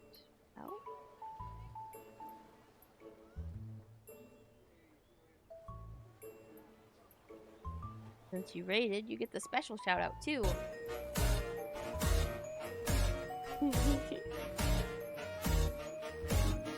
Make sure to go check out GR1M Scythe 3s. You're right. And then you join the Discord server too. Man, sometimes my brain doesn't remember things when I do things late at night. I'm sorry about that. You've been here like the whole time and then you rated in though. Thank you. It says you were playing Digimon Survive. Did you have fun playing that? Also, so you've been here like the whole time, but like if you need to go, if you need to raid and run, also I'm gonna give you a follow. If you need to raid and run, just let me know. Well, you don't have to let me know, but you're always welcome to go raid and run, or you can keep hanging out for story. I'm sorry, I'm awkward. I always get really awkward when there's a raid. I can't help it. I need to work on my scripting. I'm on the autism spectrum, and so I need to like actually plan out what I say better. Cause yeah, I fumble. So wearing our gaudy matching shirts, Silas and I spend the entire afternoon walking around the island's market while holding hands. Turning a corner near the edge of the market, we spot a small dock lined with several yachts. These small yachts can carry a dozen or so passengers. They ferry people between the main island and its neighboring isles. Look at these! They're handmade seashell accessories! You won't be up much longer. You gotta stay up a bit longer to take care. Aw. What type of dog do you have? Look at. Oh, yeah. I don't have to read that. The seashell trinkets at the stall are polished. Under the sunlight, their glossy sheen shimmers with stunning colors that spark joy at first glance. Mephisto would definitely like something like this. It's very sparkly. After paying, I hold up the shell to the light. Suddenly, angry seagull cries erupt overhead. Ooh, it's a good game, just slow. Mephisto isn't here, but the ones he dueled have arrived. Oh, the seagulls. A sudden flash of white feathers catches my eye. The seashell is gone a second later. It is snatched away by the seagull. You thief! Give it back! The mischievous seagull circles overhead. It proudly shows off its trophy. Several more flap their wings. They swoop down on Silas and me with intimidating force. Damn it! These seagulls, they just won't stop. Seagulls can hold grudges like crows. Oh. I never thought we'd be starring in a revenge drama on Azure Islands. Silas calmly points to a ferry boat nearby that's about to depart. Do you mind if we reprise our roles as fugitives on the run? Yeah, we can do that.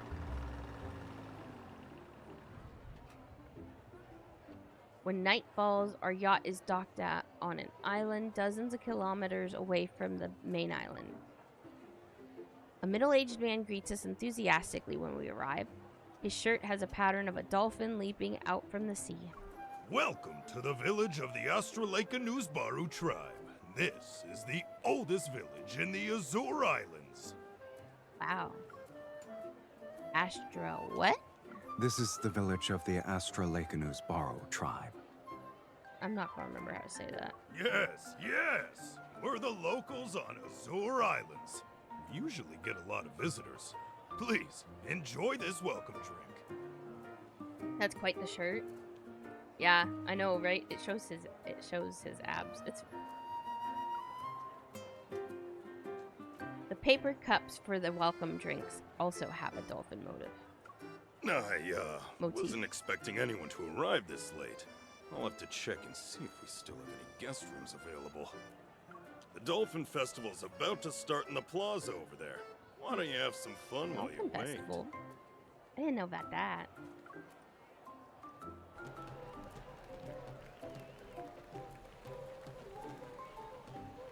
Strings of colored lights and torch-inspired lamps illuminate the path to the island's central plaza. Every house here features a massive thatched roof, and there are dolphins painted on their walls. All these houses have dolphins on them. Silas, I've got a feeling we'll see a real dolphin here. I didn't know Evil could predict dolphin sightings. I was trying to say that these are there's dolphin symbols everywhere. The village must have a deep connection with them. Music? In the plaza, the friendly locals paint a colorful dolphin on the back of my hand and Silas's. I take this chance to ask the villagers about the dolphins. Our ancestors once got lost at sea in the summer. They only made it home thanks to the dolphins acting as their guides. The dolphin is a sacred animal to us. It's a symbol of good fortune. So every year we hold the Dolphin Festival for several days to honor them. Pretty cool. Come on, just copy what I'm doing. Move with the rhythm.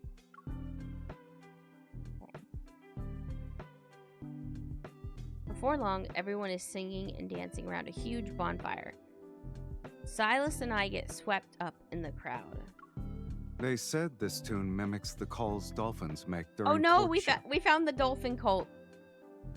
I knew there was a lobster cult, but now we have the dolphin cult, and that can be added to the list of cults along with the Church of the Flying Spaghetti Monster. If you turn around and find your lover behind you once the music stops, it means you've received the dolphin's blessing. Interesting. What if you turn around and it's the wrong person? That means you were destined to meet, but not be together. Oh, dang. That's sad. That's like a sad revelation there. A few minutes later, as the melody slows and the drumming subsides, the dance is near its end. Even though I know this dolphin blessing is only a legend, I still feel butterflies in my stomach.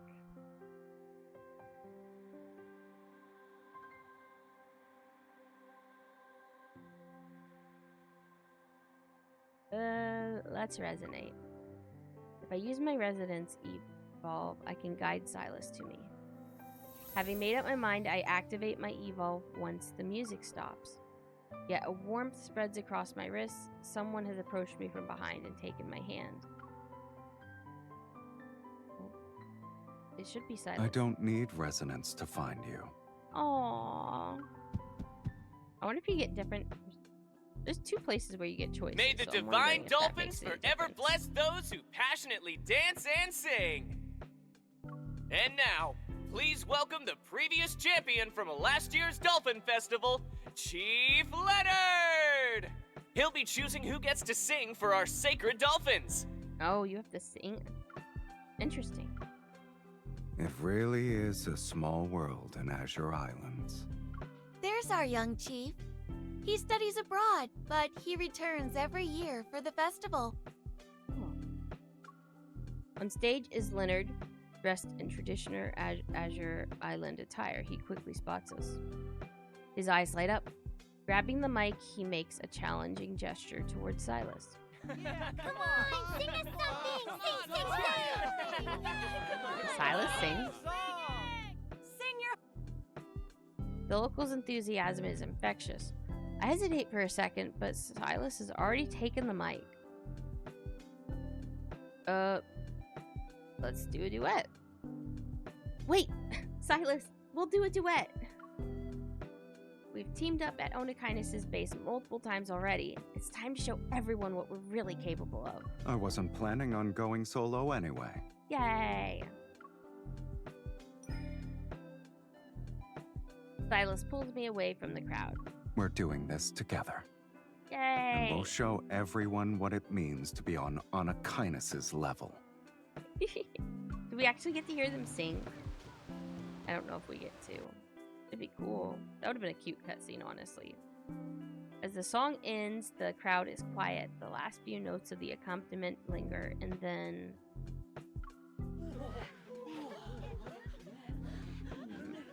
I haven't heard such a beautiful singing voice in ages. Where's the box? There was no box for the voice. It's just like the divine... Oh, it's just background sound. The locals here have a good taste in music. I guess we met our kindred spirits in a foreign land. Yep. This wonderful night began with a dance blessed by dolphins and ended with the local festive songs.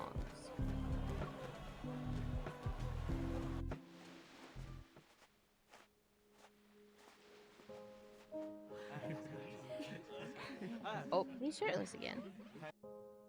One afternoon, Sylus and I are buying gear at the village. We want to head out to see the dolphin. I'm holding the 3 balloons we got as freebies, and my other hand is being tightly held by Sylus. The streets are teeming with energy, thanks to the Dolphin Festival. Plenty of visitors have come from afar. Last night, Sylus told me he had asked Leonard about which route offers the best chance of seeing the dolphins. I'm so excited about our outing. So, how exactly did you learn about the dolphin route that only the chief is supposed to know? We bartered. Oh, bartered.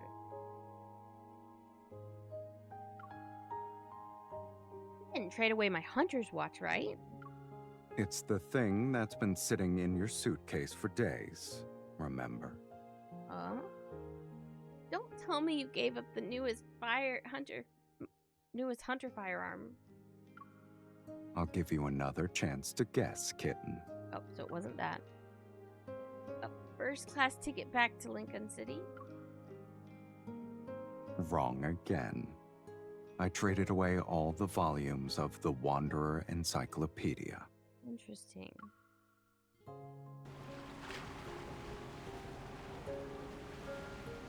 Sunlight cascades over the dark blue ocean. Ripples of life shine and dance as far as the eye can see.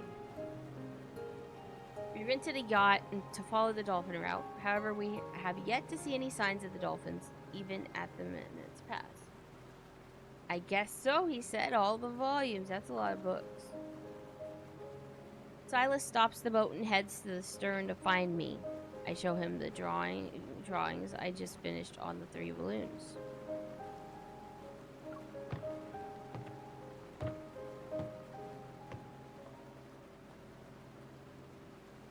Look, the whole gang's here.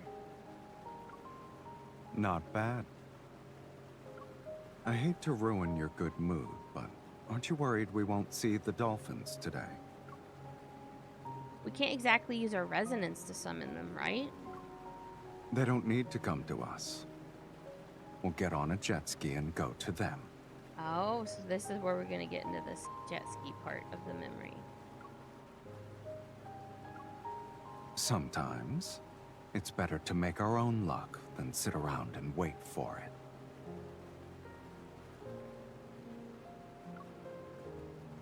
Well said, sir. There's also someone who really wants to see dolphins. I'd rather not let her down. Aww. That's sweet.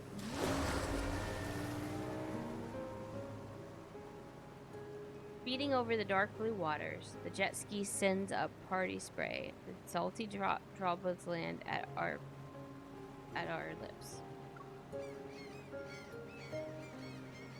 Sylus, they showed up again! Unbelievable! The dolphins are nowhere to be found and the seagulls are here. Persistent, aren't they? Yeah.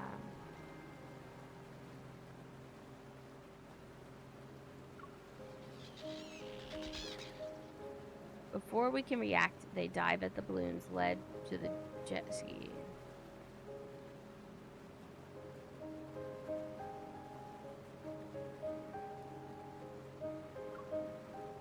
Okay, they're after our balloons this time. Hold on tight. Oh. There we go, jet ski time.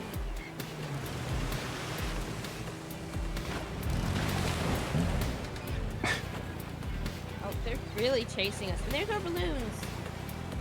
They kept their Hold on, eyes- I'm Oh. pushing the throttle.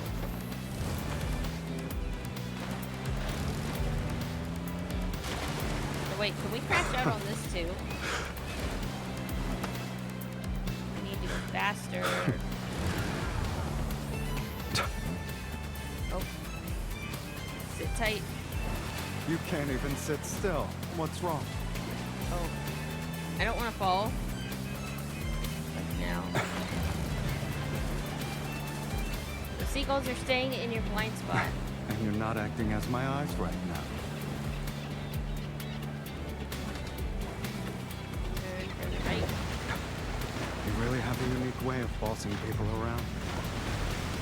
Oh. Scared of falling? Yes. Don't let go.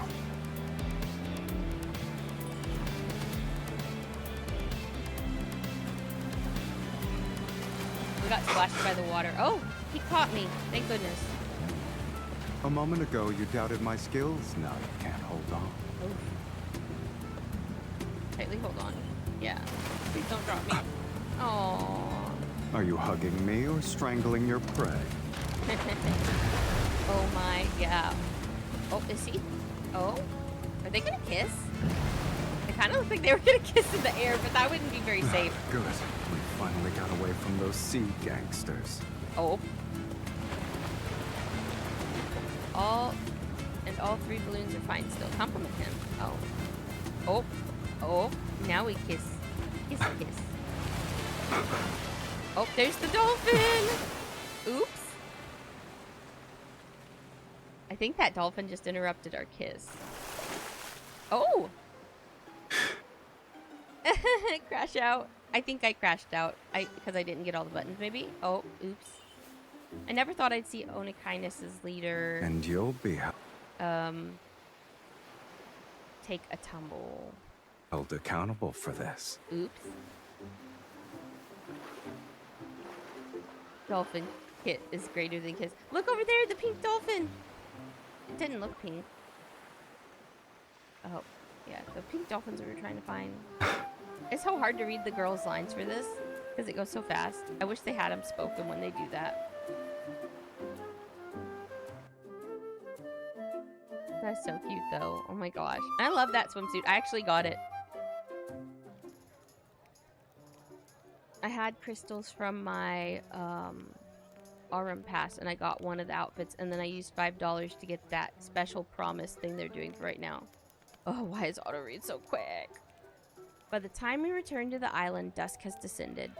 The dolphin stays close to shore for a while before swimming away. The appearance of those sacred creatures invigorates the night's festivities. People are celebrating non-stop. They raise their drinks and make toasts.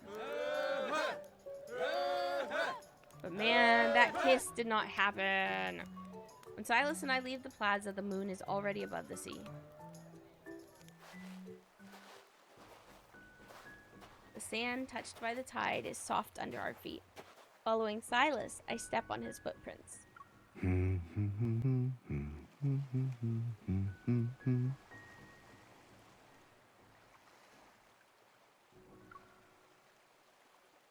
Looks like someone's in a good mood. You're pretty happy yourself? Maybe. We head over to a small pavilion with a thatched roof. In the center is a hammock that gently sways in the breeze. Sylus settles into it and lazily tosses a cold can he snagged from the festival. I sit down beside him. I was afraid you wouldn't be interested in going on a trip at this time. But after these last few days of having fun, I realized you might actually like summer more than I thought. I really want to look into that head of yours and see how many thoughts race through it in a second. Oh, dude, you might get dizzy if you did that. Sylus suddenly pulls me closer, and the hammock swings back and forth. The shifting lights make me slightly dizzy. I love what you love. Aww. I don't know what you're talking about. You're playing dumb again. He gently pulls my cheek. Those plane seats were small, but you dozed off just fine with your head on my shoulder. The hotel's hot water was actually lukewarm, but the towel dolphins were cute. The sunlight was brutal, but someone thought ahead. She brought super strong sunscreen spray, a giant parasol, and oversized sun protection clothing. I bet you had other stuff hidden in that bag. Maybe. Sounds like she has a Mary Poppins bag. You don't have to say it out loud. It was a packed itinerary and the antithesis of my usual schedule. Whenever we got a second of alone time, someone popped in. True. He pauses for a moment. But we're alone But right now, now. it's just us. I like it. I really do.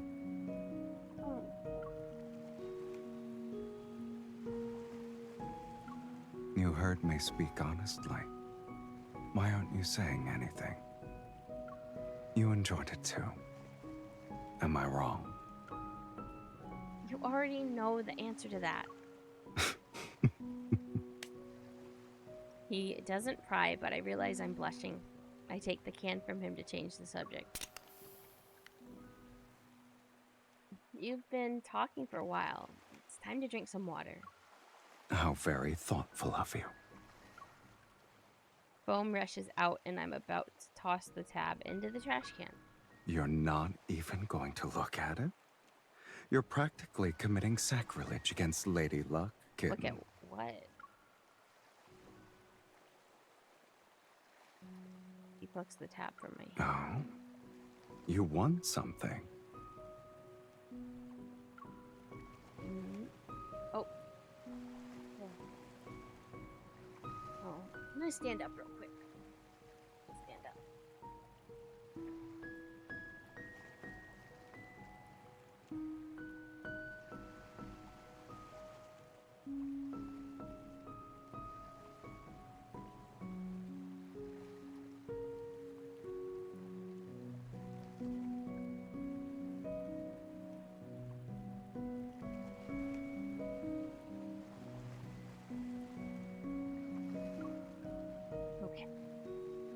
I grab Silas's hand to inspect the tiny print more closely.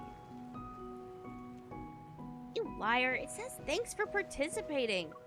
I know. His gaze possesses genuine warmth, even though the waves rise and fall. I can hear him. Thank you. For being part of my summer.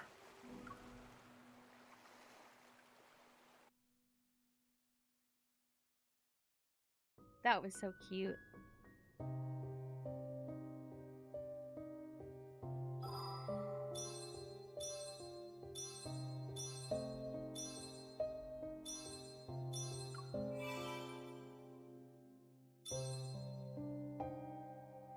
That was super cute. I don't know if there's an alternate one for that. I just knew there was an alternate one for Zayne's. Okay. And then I have Caleb's. Clear Wind Guide.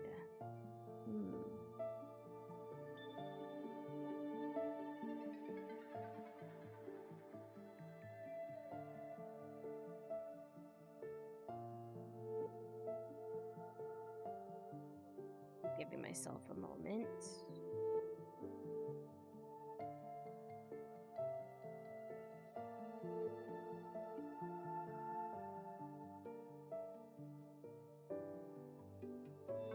Sorry about that. I'm just feeling really tired. I think my lack of sleep is catching me. I'm gonna stand back up while the ad break is still going. Thank you for the hydrate.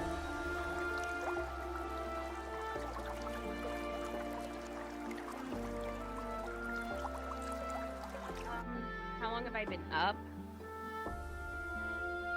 Part of it's just I went to bed too late. I think I laid down at like 1:30. Oh, hey Kay.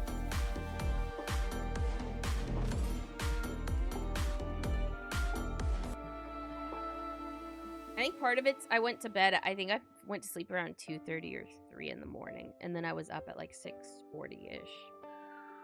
Hey Tay. Yes, you see men. I don't know if you pulled on this banner, but I got 2 copies of Zayne's beach one, 2 copies of Sylus's, and a copy of Caleb's. And then I have the box to select one. Let me see.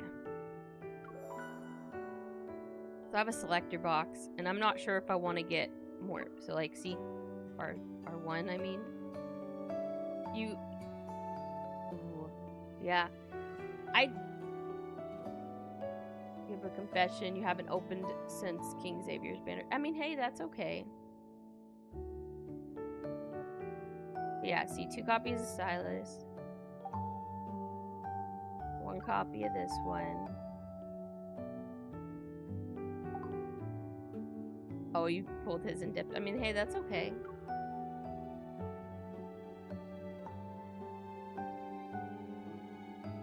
You got 2 copies of Sylus, Powerberry. Yeah. Okay, so I knew of Sylus because I play Zenless Zone Zero, and a lot of people say that Sylus sounds like Hugo from Zenless Zone Zero. I didn't initially think that because sometimes Sylus's voice is a lot deeper, but then like I started playing this, and I was like, oh, he really does, and I love Hugo and Zenless. And so I was like, wait. And so I already knew I liked Sylus before I started the game, but then I met Zayne, and Zayne kind of stole my heart and got the #1 spot of favorite boy in this game. But I still really like Sylus. And I don't know why, but Sylus is always the one that comes home first. Is it too late now? Are you hungry? It's time to eat. Oh, he's telling me it's time to eat too. How cute. Did I get a friend request? I have no idea. We're just gonna do it anyway. Oh, my wish thingy. I'm contemplating if I should stop pulling or if I want to try to get 25 more pulls before the banner's up and get another selector swimsuit. I have 3 of these. Wait. Let me find a good signal.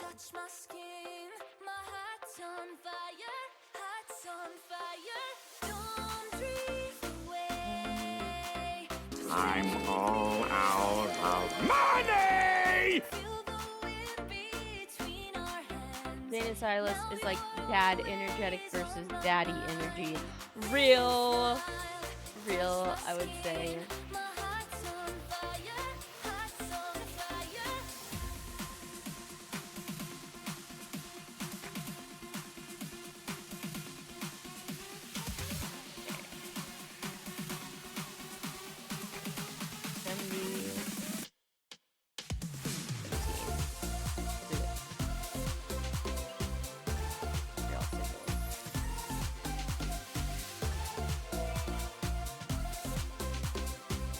I got a gold one though. I got a gold, so I can do this. There you go. We'll have it do Radiant Galaxy. But yeah. If I do 25 more pulls, I could get another crate. Oh, if you do a whole dunce, you can get all of them. I just don't have Raphael's, and then I don't have Zayne's. But I have Zayne's R1, so I didn't think I need to. I think I just wouldn't mind getting that one to maybe get Raphael's. But that's a whole 25 more pulls. I think I'll probably save them.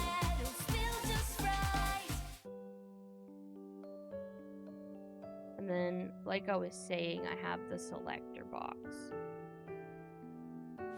I kind of think I want to use the selector box to get Caleb's, though, again, because I really like Caleb's R1 swimsuit. So I don't know.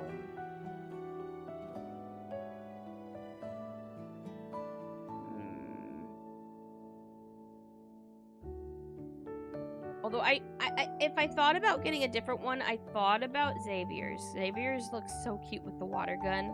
But I could probably always look on YouTube to watch theirs. So maybe I'll do that. We'll get his. Let's go for it. Because I'm worried if I don't do it during the event that I won't get,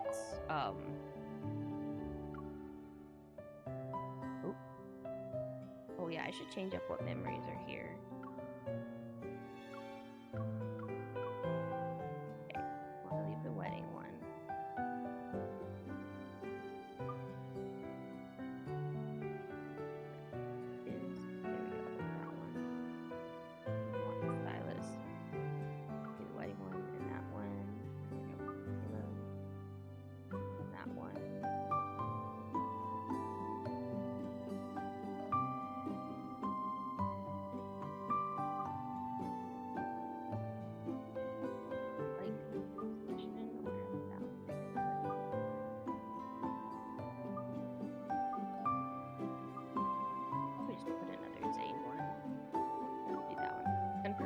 Wait. No need for the gotcha event to empty the wallet. Exactly. Oh. Okay. There. I think only one standard wish. That one is up there. And that's a myth. I need the other half of it still. I think it wants me to still poke at the bird event. I'll do that later. And then, my brain's braining right now. Oh yeah, I need to go. Did I claim his swimsuit? Not yet. Okay. Rank up. And hey, that gets me more of the rank up material. Oh my gosh, that's so wild. It takes 70 pulls just to get a 5-star. It takes, but it's like, what, 140 to guarantee? But I did 200 pulls on the banner. I think I had 31 pity when I started though. So what, 231 pulls, basically. 231 pulls, and I have 3 R1 memories. How wild is that? That is... I'm gonna knock on my desk. It's wood. That was insanely too lucky, guys. What happened is, though, like, one of my first... actually, yeah, I think it was, like, the first 10 pull. I got his wish and his wish at the same time. So, yeah. And they came... And it came... It didn't come early. Well, no, I don't think it came early yet. It wasn't the first pull. Maybe. I don't remember, guys.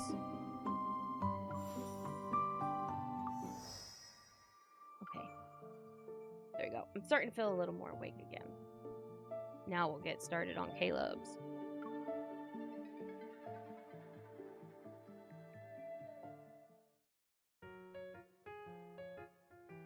After finishing my mission in the morning, I rushed back to the old house without even changing out of my uniform. I'm waiting for the surprise Caleb mentioned.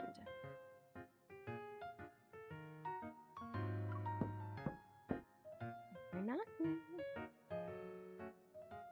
Caleb, if you don't open the door, I'm coming in.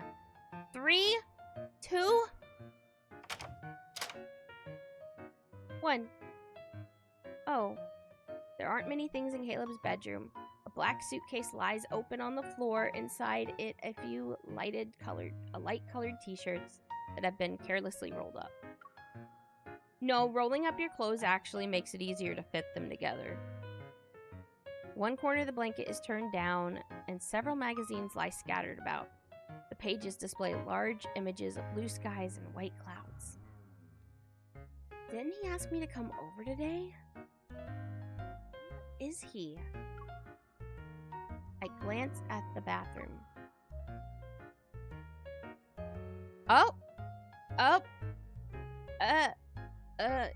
Sir, where are your clothes? In front of the mirror, Caleb bends down to scoop water into his hands. He splashes it on his face before rubbing his cheeks. You can't expect anything from someone who was rinsing off soap suds just a minute ago. Oh. Taking a shower in the middle of the day, you're definitely living a leisurely life. Since the renovation of the old house was completed, Caleb has another place in Lincoln City. He sometimes comes here to stay for a bit whenever he has free time. Unfortunately, the association has given me an important mission recently. I've been so busy, I've barely had time to go home. Being busy with work is exhausting. But isn't it more unbearable that Caleb is, you know, all by his lonesome for his vacation? Oh. Of course. If we were the same height, I'd make you wear my hunter uniform so you can cover my shifts for a few days. Okay, and modifying clothes is easy. Remember when your new school uniform pants were too long? I hemmed those for you. Oh, you're right. I thought Grandma's sewing skills had gotten worse all of a sudden. The pant legs were uneven.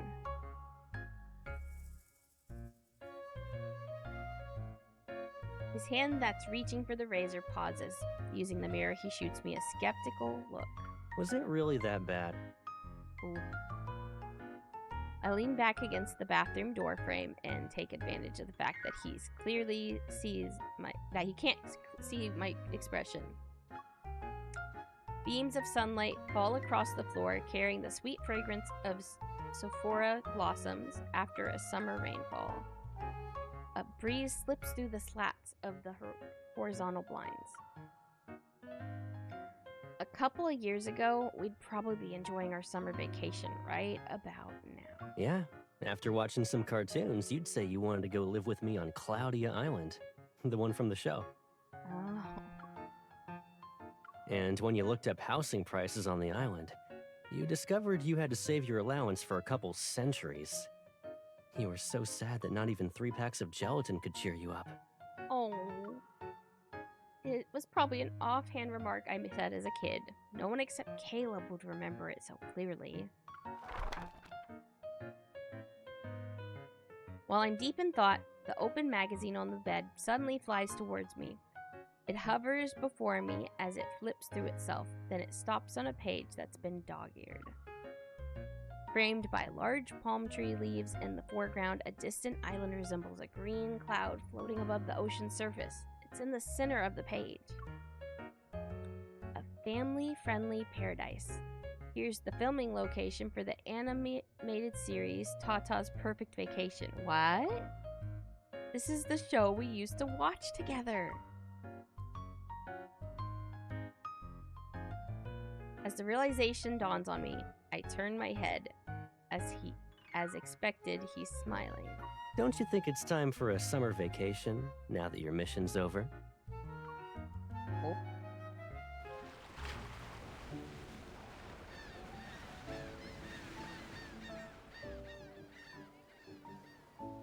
Once seagulls fly through the air, there's silvery reflection on the water surface flickering with sea spray. The island Caleb selected is located across the ocean. Its worldwide fame is because of its scenery, and just so happens to be our childhood dream destination. After dropping off our luggage, we can't wait to visit the beach. Cloudia Island? Yeah, there's a boat that goes there after 2 p.m. every day. Just go to the dock and wait. Ooh. After thanking the staff member at the information desk, I turned to Caleb.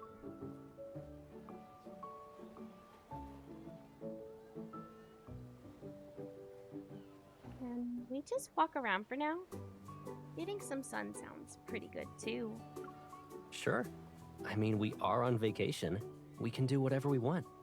The nearby souvenir shop has Tata merch. I saw a sun hat that looked good on you.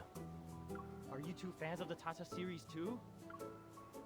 The young man behind the counter leans forward, and that's when I see several cartoon-related badges pinned to his lanyard. After we briefly tell him why we're here, he enthusiastically recommends more childhood-themed activities.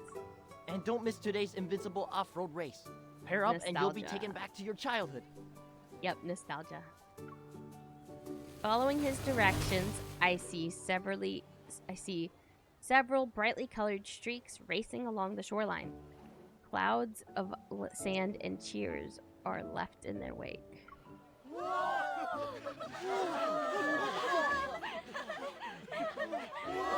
Do you know how to drive a dune buggy? Sorta. I've driven the military versions before. Oh. That would explain a bunch. Along the shore, water balloons and sandbags fly through the air with the rise and fall of engines' roars. The racers narrowly avoid these external obstacles with heart-stopping maneuvers. Number 5 and number 11 are racing toward the finish line. There are only 500 meters to go. Who will win the race and claim the grand prize? Shout their names at the top of your lungs! Congratulations, number 5! You've won the title of Invincible Off-Road Racing Champion! And a crown. Okay. The staff waiting nearby jogs over and places an enormous flamboyant red flower crown made with woven grass on Caleb's head. Oh, that would be funny to see. Like, oh, that's so cute. That's actually so pretty. Seeing how he matches the cartoon character on the promotional poster nearby, I pull out my phone and start taking photos. No wonder he said it'll take us back to our childhood. This is definitely childish. That's funny. The get-up and title are impressive. Congratulations, invincible off-road racing champion. Really? Will you wear it if I give this to you? Ooh. Before he can take off the flower crown, the staff brings over a massive coconut shell filled with colored paint. Now, let's shower the invincible off-road racing champion and his partner, the absolute defender, with our blessed coconut paint. Coconut paint.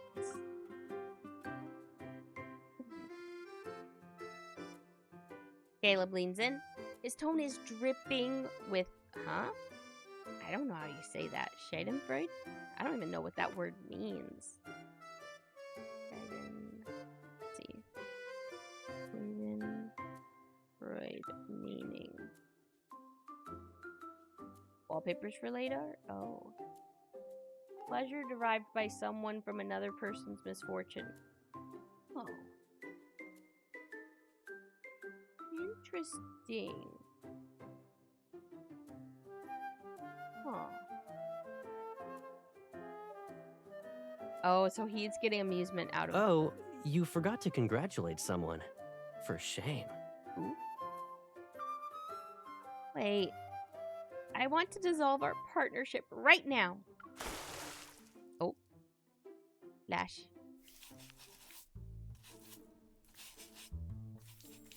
Azure Island's bathing. I'm gonna lose my skin before that lobster molts if you keep scrubbing. Oh no, what is all over him? My hands are getting sore too. No one told us the paint would be so difficult to wash off. Oh, it's the paint. I squeeze out 2 more pumps of shower gel, work up a lather in my hands, and use it to cover Caleb's back.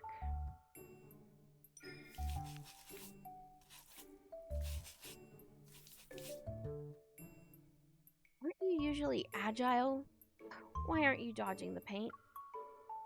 You're not gonna talk about how you used me as a human shield earlier? Oop. I might be guilty, but you didn't exactly put up a fight either. Don't we have a boat to catch? Less talking and more rinsing!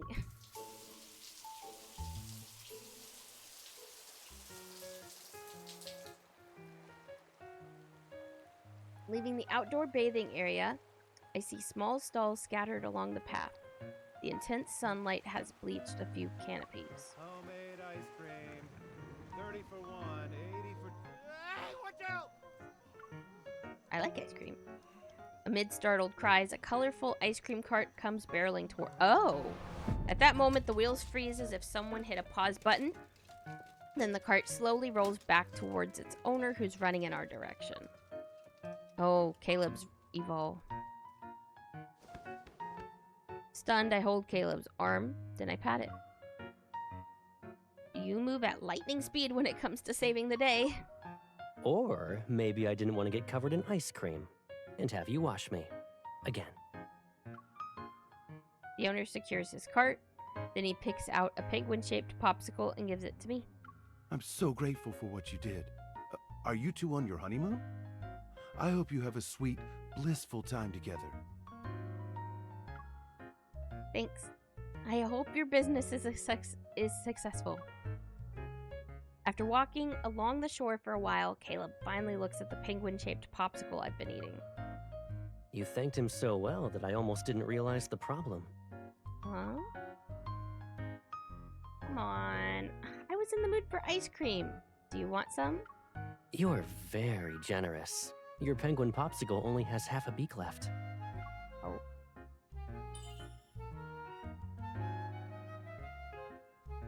I lift the popsicle and smear what's left on the penguin's beak right onto his lips. It's too hot, and the poor penguin might get seasick on the boat, so you're doing it a favor by putting it out of its misery. The boat is about to leave. Oh, he said the boat's about to leave. Why are you mumbling?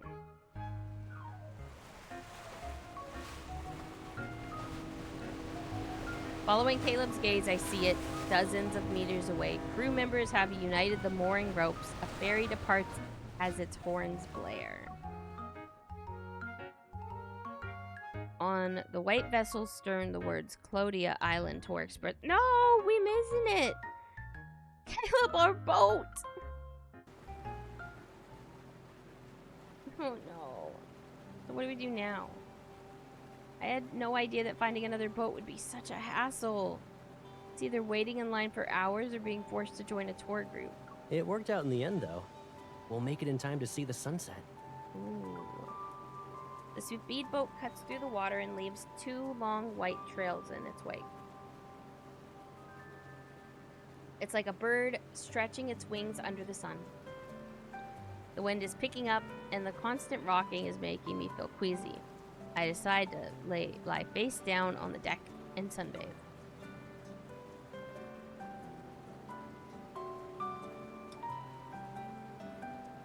I'm really dizzy. The sea was calm when we left.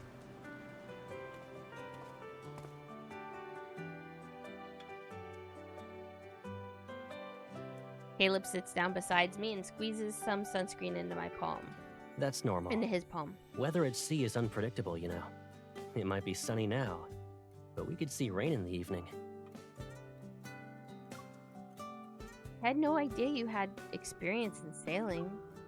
Well, I ran into a small problem during a mission and had to make an emergency landing near an island. I ended up staying there for a few days. Oh. Dang. The rate at which accidents occur during your missions is a little concerning. Oh, thank you for the head pats.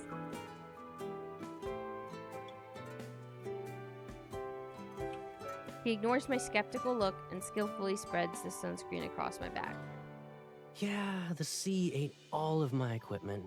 The most valuable thing I had left was the necklace you gave me. Aww. So what happened?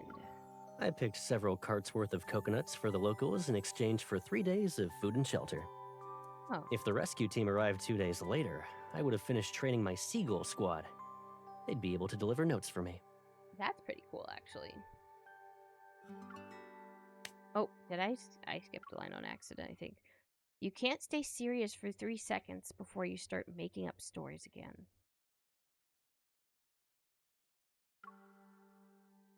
When you're seasick, you need to focus on something else to distract yourself. Do you feel better now? It does feel like it's working. Fine. I'll let you off the hook this time. But the story is true. It was very windy when I stayed on that island. I learned over 20 different words to describe storms. Some refer to sudden whirlwinds, and others were related to extremely cold sea breezes. A few storms would last for weeks at a time. They were so powerful that not even a seabird could fly off the island. Unfamiliar syllables roll off his tongue. The rhythm is reminiscent of raindrops hitting rocky shores. Naming different types of storms. It actually sounds romantic. True. But compared to the storms you can see but never touch, I prefer...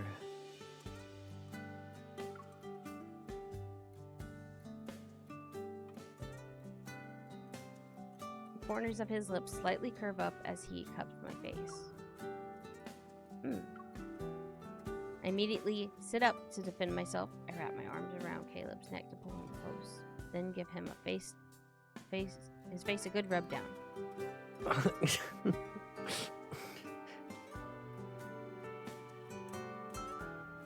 Only when I've transferred all the sunscreen from my hands onto his body do I plop onto the deck. I pull his arm under my head to use as a pillow. Ouch. I thought you were tired. Why are you still fidgeting? Your arm is too hard. I can't find a comfortable position no matter how hard I try.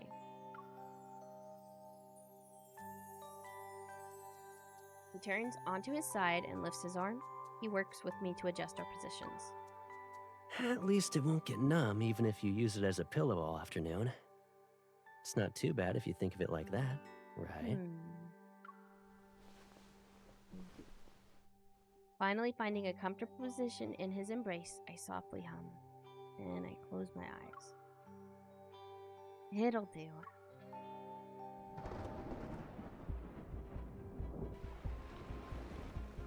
Drowsy, I feel something wet land on me and slide down my spine. My consciousness returns as I open my eyes. Dazed, I realize my vision is blurred by raindrops. Everything has been turned into a hazy expanse of gray. It's raining? I sit up as violent waves rock the speedboat. It pitches and sometimes crashes to the ground nearby. Caleb! Ouch. I'm fine. Oh, thank Put you. this on My great first. cat.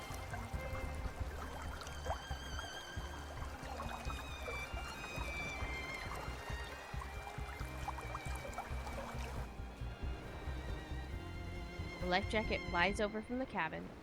I quickly put it on and see what Caleb is staring at.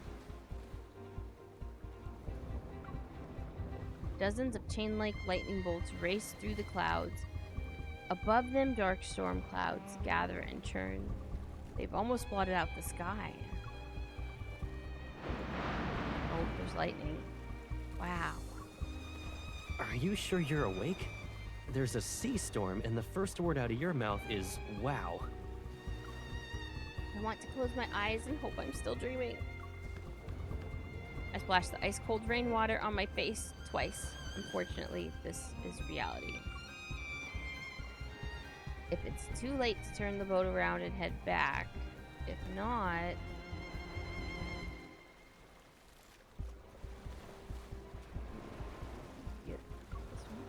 You'll fly us back to shore. Sure, you can be my albatross.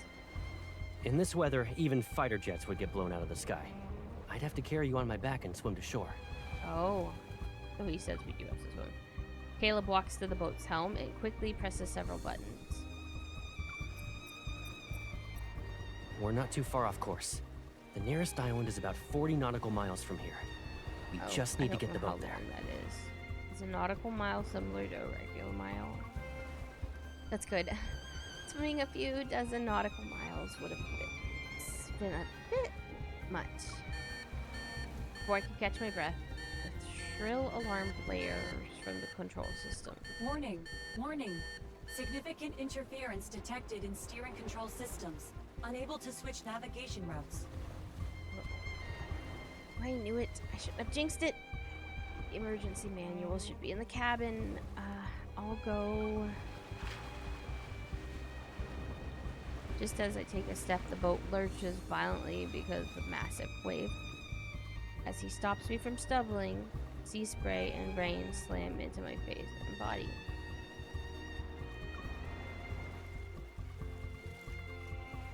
Don't. The boat's too unstable right now. You might get thrown overboard if you try to run. Disable automated steering. Switch to manual control mode. Automated steering system has been turned off. Now displaying current position via satellite. Driving a speedboat can't be too different from piloting an aircraft. What do you think? Wait, you've never driven one of these before? Yep. My sense of direction is probably better than letting the wind and waves push us around, though.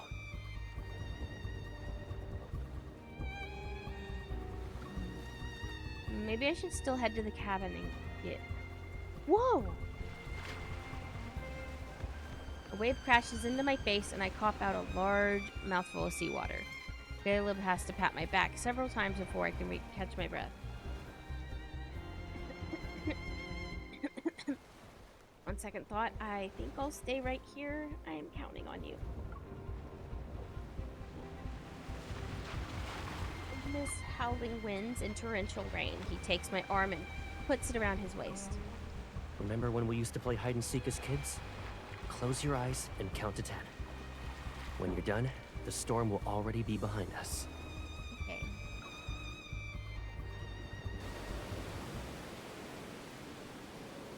Oh, it's still raining. Arriving at the island's shore, Caleb stops the speedboat. He secures the mooring ropes and tosses me an emergency flashlight he found in the cabin. I still can't believe we actually made it. Do I hear disappointment? You wanted to see me swim that badly? It's a sigh of relief.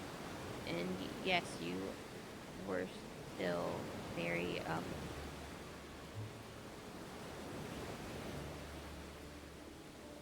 wait. With a sigh of relief, and your arm was underwater for so long. I was worried it might have short-circuited. A heavy waterproof tarp lands on my head. I struggle underneath it. Don't worry. The waterproofing is excellent.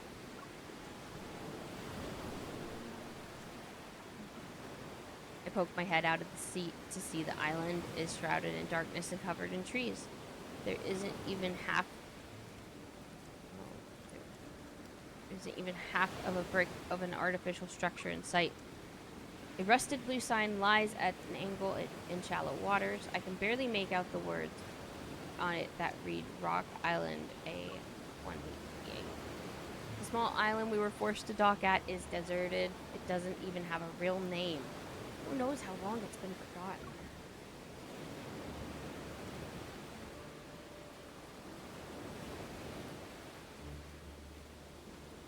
According to the map on the boat, there's a large cave in the southwest corner of this island. You should be able to use that as shelter for the overnight rain. What if there... Oh, was that his line and I skipped it? Oh, nope, that was my line, okay. What if there are venomous snakes or scorpions here, though? We're basically takeout as we deliver ourselves to them. The storm won't be ending anytime soon. We're not safe if we stay here. Very true. Seeing that, I'm still worried. He smiles and leans in. What are you afraid of? If we actually run into anything dangerous, no one can predict who will be eating who.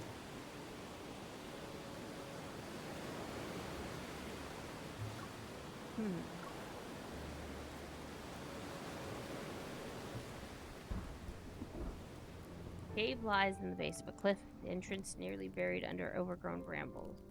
We had to put in a considerable amount of effort to find our way. Eating who?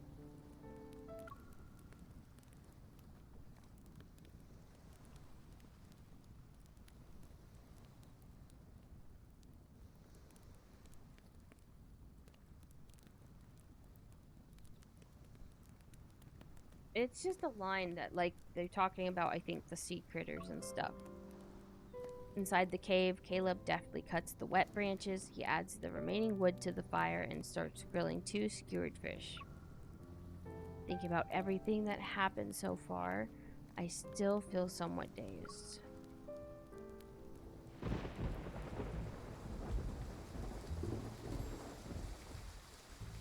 Why do we always end up caught in a thunderstorm whenever we're together? I don't want to get hit by lightning.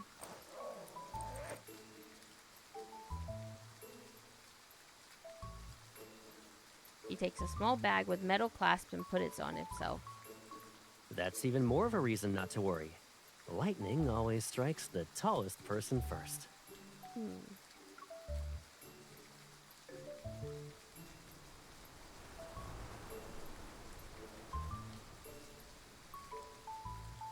Something's charging at us. Look out! It's fish. Oh. It actually is. They're probably unlucky and got swept onto the island by the storm. Now they're flopping their way down the slope. I wonder if they can make it back to the ocean before the rain stops. Do you want to help them? More than a dozen fish suddenly soar into the sky. They're waiting in line so they can jump off a cliff several meters away and land in the sea. Dumbfounded, I stand there as Caleb bends down to pick up 2 fish that have stopped flopping. I'll consider these my toll fee. Oh.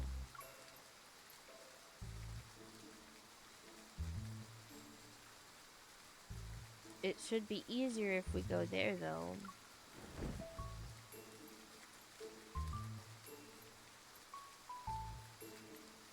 My foot slips, but thanks to his lightning-fast reflexes, he grabs the back of my collar and pulls me into his arms. Still shaken, I look back to see the rocks and muddy water tumbling down the hill. That's the easiest way. If you accidentally fell, I would have to carry you around for a while. A long while.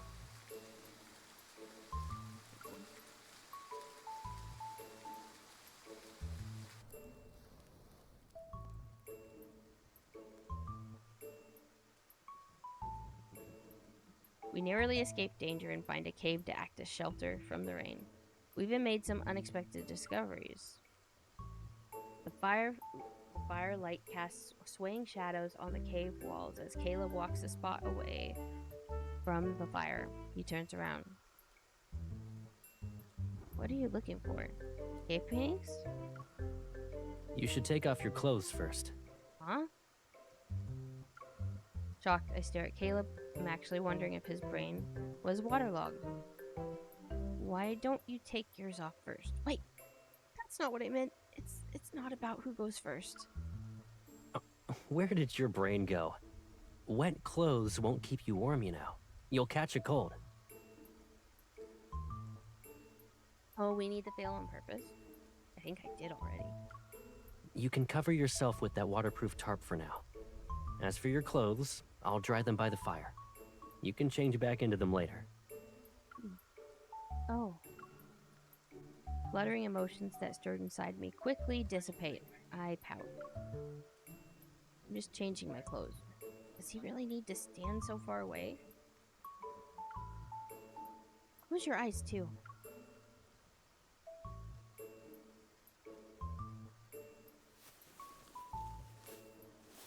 Under the black waterproof tarp, I remove my soaked clothes and quickly wrap myself up until only my eyes are visible. My body does feel significantly warmer than before. I soon realize my face is flushed. I'm done. He walks over and gives me a surprised look. Then he smiles as he bends down to pick up the clothes I've changed out of. At least leave your nose out so you can breathe, little penguin. Called me a whittle penguin. I silently extend my arm to give him a playful punch. This is how I can be waterproof, windproof, and Caleb-proof. He takes my hand, and his expression is tinged with curiosity. Are you afraid of what I might do to you? Oh. Not really. Are you hoping I might do something then? How dare he twist my words like that?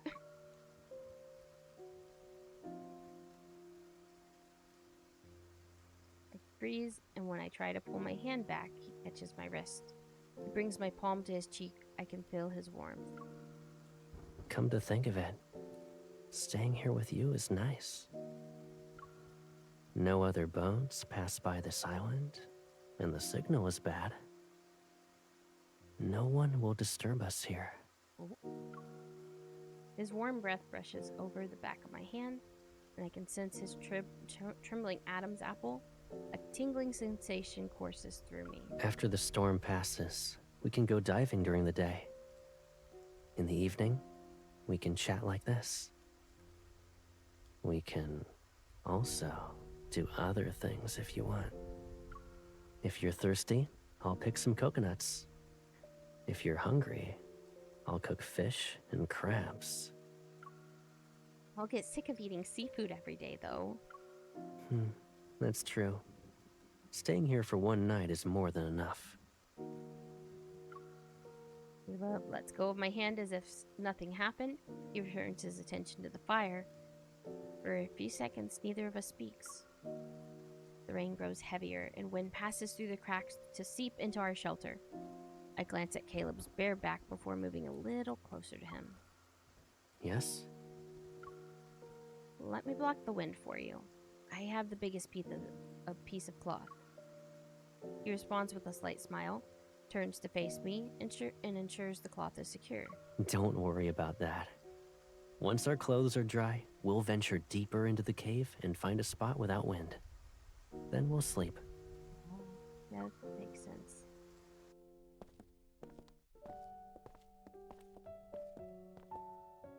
The light gradually brightens as Caleb leads me to the entrance of an inner chamber. From the ceiling hang strange luminescent vines. They cast a soft glow. In the humid air, rings of pale blue light diffuse outwards. They wind through branches and leaves to reveal their figure. It's beautiful. I lift up the vine that's hanging over my shoulder. It immediately curls. its tendrils away and it immediately curls its tendrils away and its glow suddenly dims. These organisms are extremely fragile. They can only survive by hiding deep within caves year-round. So, they rarely encounter other living things. They're timid too. Oh. But because of this, they actually managed to survive the Chrono Rift catastrophe. Curious, I look around the cave while Caleb spreads out a waterproof tarp on the ground. Alrighty, we'll stay here for tonight. If anything, the place these plants have chosen is definitely secure. The rain still seeps through the cracks in the cave ceiling. Somehow. However, it's warmer here. I sit down beside him and lean against his body. I try to move a little closer to him, but my hand almost presses down on something. I quickly pull it back. A dragonfly. It's not moving. Is it sleeping here too? Caleb leans forward and extends his finger to the dragonfly. He's waiting for it to use his finger as support to climb up. Dragonflies only rest in places they consider safe since they're extremely vigilant. Their eyes are open even when they're sleeping. This one probably got its wings wet, so it can't fly. You came to that conclusion with just one glance? You must have rescued quite a few individuals in the past. He sits up and places the dragonfly on a dry outcrop. Back at the old house, there would always be dragonflies like this one after it rains. They couldn't fly, and were just sitting near a pond. They turned that area into a park with a fountain. The dragonflies disappeared, and I was forced to retire as a rescuer. From what I remember, the rainy season was hot, humid, and seemingly endless. I don't know why I meant endless. On rainy days when I couldn't go outside to play, I would stare blankly at my bedroom windows. Sometimes I'd see Caleb. Speaking of which, I think I saw you fighting someone by the pond back then. You hung a guy taller than you from in a tree? As usual, you don't remember anything nice about me. Why was there a fight anyway? When I was passing by, I saw several dragonflies near the water. Their wings were torn, so when I ran into the person responsible, I taught him a lesson. Oh. No wonder I never saw him again after that.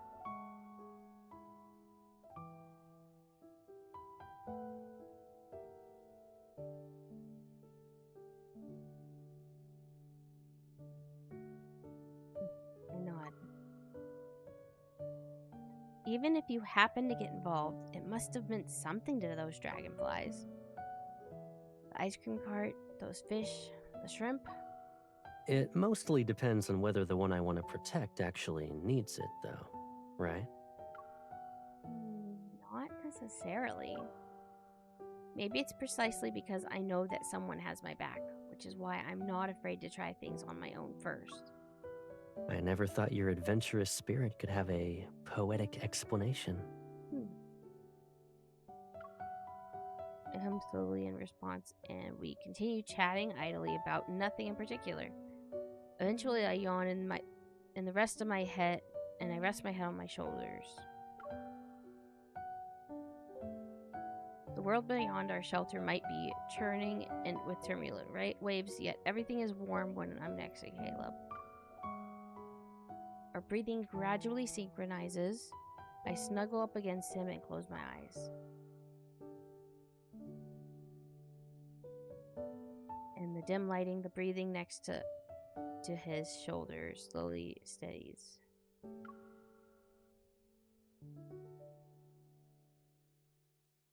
Her sleeping expression is peaceful. Her eyelashes quiver slightly, and he's reminded of the dragonfly wings that once fluttered in his palm. He slows his breathing, time passes, then he finally traces her serene expression.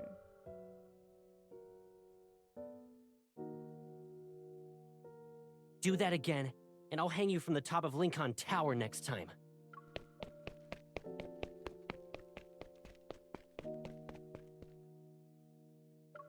Oh. The terrified boy staggers away. A glass bottle falls from his pocket and rolls to Caleb's feet. He crouches down and unscrews the metal cap. Several dragonflies rush out of the bottle. It's almost like they were competing to see who could escape first. One lands between his fingers. Furious, he lowers his head to meet its gaze. He can finally control his evil with great precision. With just a little bit of effort, he can make it stay in his palm forever.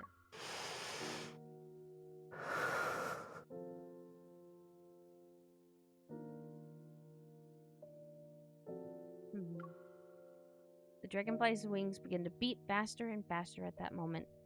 He senses a familiar gaze behind him. He turns around. The gauze curtains sway gently near the window. All the dragonflies have blown away.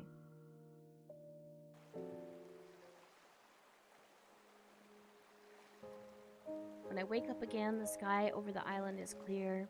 Sunlight creeps through every visible crack and spills out around me. Leaving the cave, we follow the winding path we took to reach the shore. The route itself isn't actually difficult to navigate through. Caleb jumps onto the speedboat, does a quick look-see, and then picks up a large backpack from the storage compartment.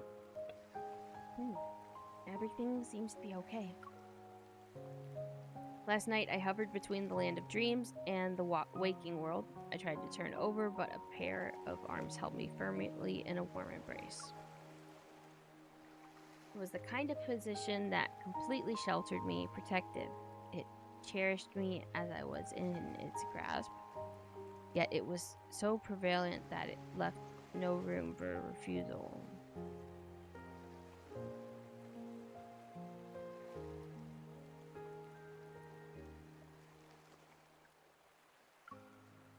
Did something else happen last night? I need to ask him when I get the chance. Unable to make sense of it, I walk over and make a show of examining the dashboard.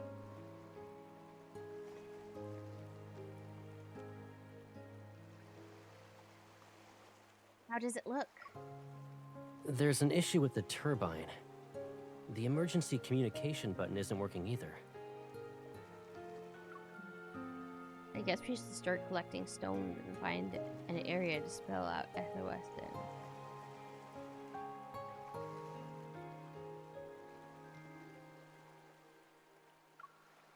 He hoists the backpack onto his shoulders and takes my hand.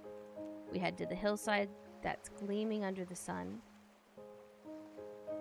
No need. This place isn't far from Cloudia Island, so flying there is possible. Yeah, because the whole needing to not be too tired. Okay. Are you a helicopter?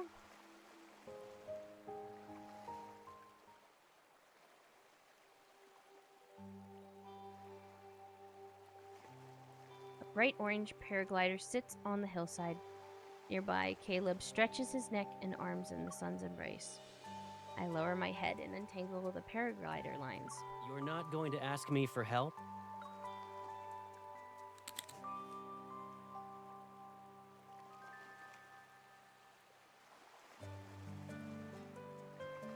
With one hand, he picks up the paraglider harness from the ground.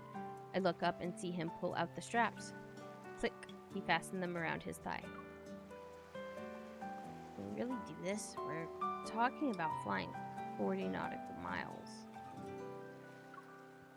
I once flew over half the sea with this thing. Don't worry, it's easy. Or do you want to check my tandem paragliding license first? Or do you... Oh, wait, that's his line. Okay. You have one?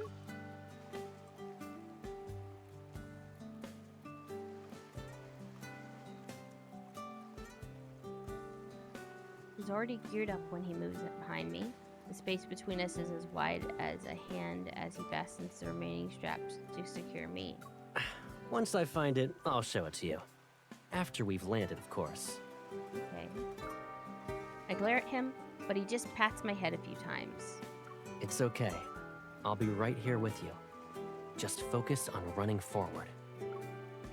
Caleb encircles me from behind and grips the brake handles on both sides. If we descend, I'll break your fall. Do you really need to be worried? Caleb, I think you look more handsome and reliable when you don't talk. That's kind of funny.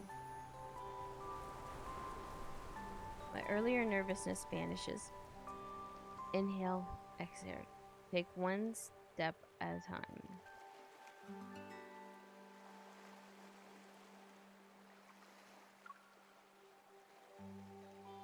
My steps quicken under the guidance as the salty sea breeze fills my lungs. An incredible, exhilarating feeling of freedom courses through my veins.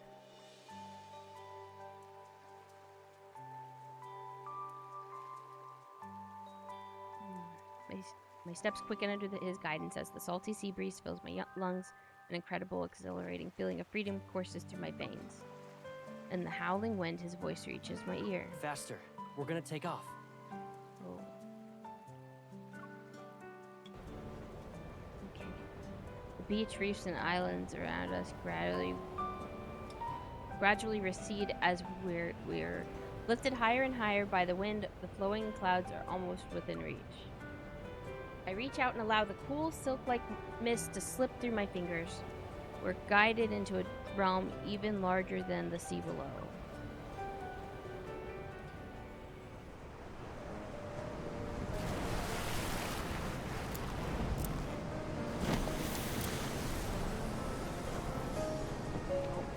We can fly faster when the wind picks up.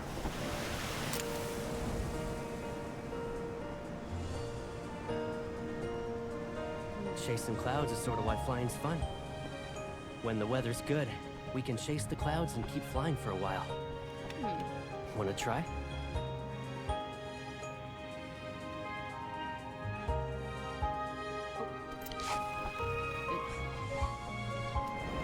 Seems you can feel the wind direction now.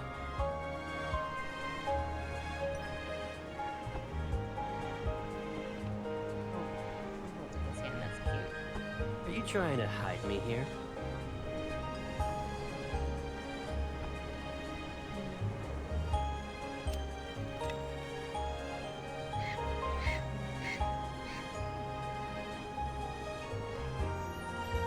You're too slow.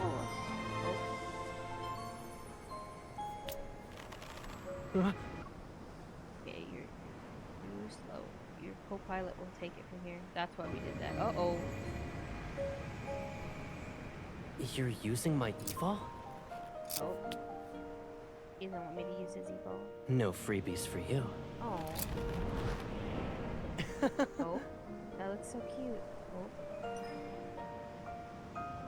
Oh. Oh. Are you scared? Oh.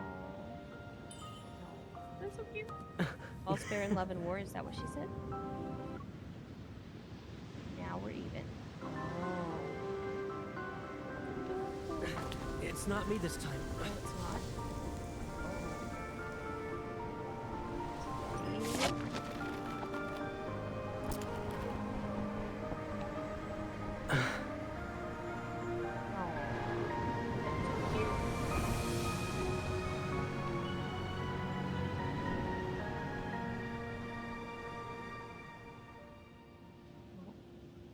That's very cute.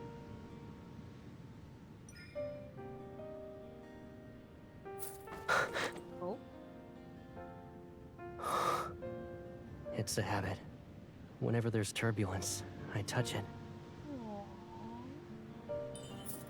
I'm by your side, aren't I? Do you need the necklace now? Oh. Hi, cat. I mean, shirtless men are nice. But these stories are also just really cute and touching.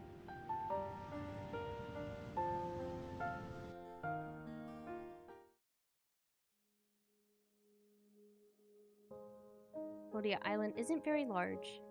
Near the beach where we landed, shops line the area under the coconut trees.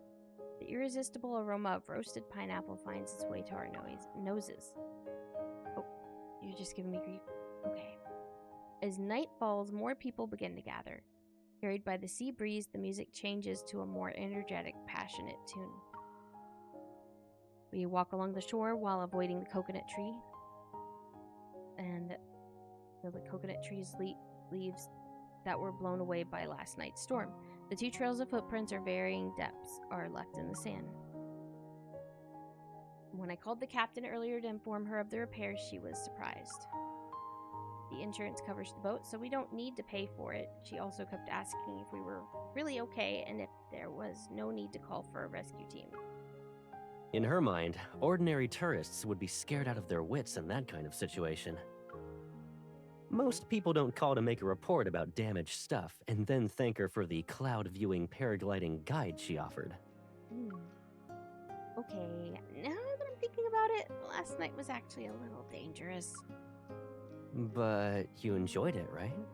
You were holding on to me and shouting for me to go faster. His strides are longer than mine. Soon enough, he's quickly ahead of me by several steps as we walk.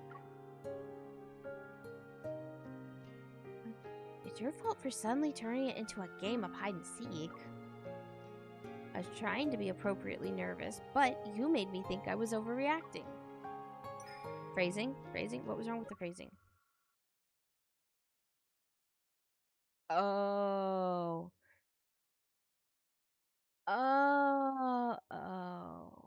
Okay. Yeah, out of context, that does sound a little sus. Okay, I take a few quick steps and jump onto his back. I blame you for making me feel relaxed in a dangerous situation. Yeah, blame me all you want. I'll give you the rest of my soda as an apology. Oh. He hangs the bag of salty soda he's been carrying onto my arm. Then he adjusts his grip to support my thighs. Bag of salty soda. What? Salty soda? Do you think they were talking about chips and then changed it to soda or something?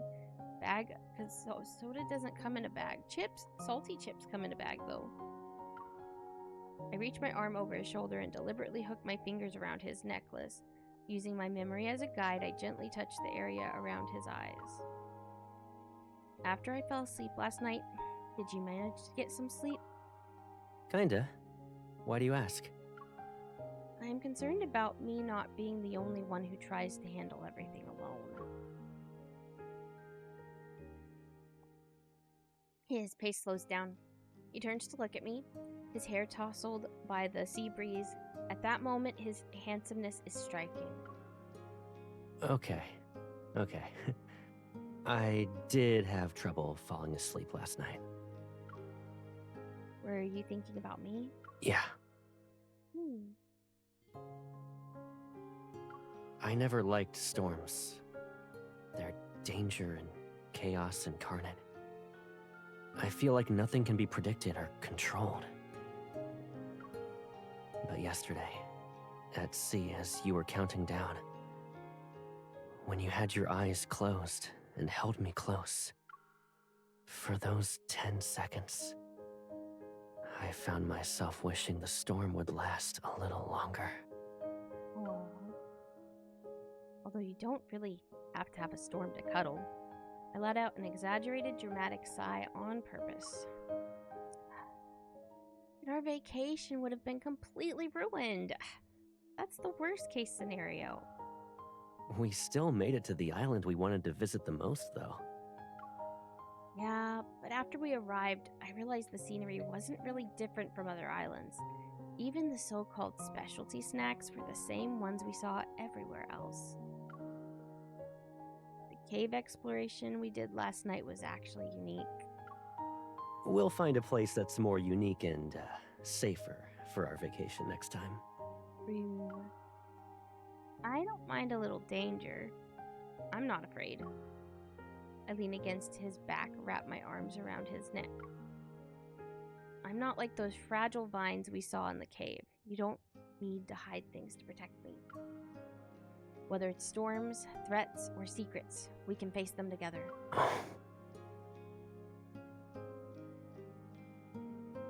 Those secrets might frighten you. His tone is casual, yet his words carry the stinging saltiness of the sea air. It goes straight to my heart. How would I know if you don't tell me?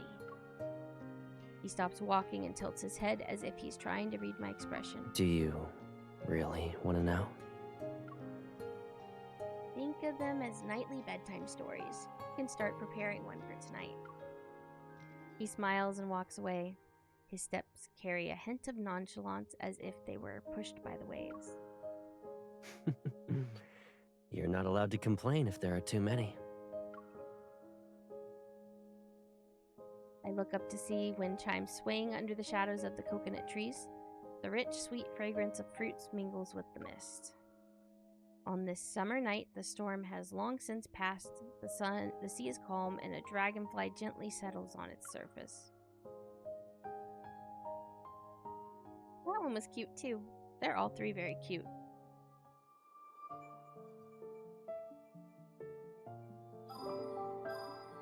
Oh, my affinity went up. Yay.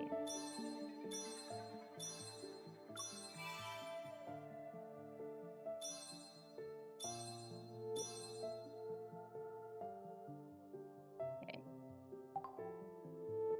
That's cute.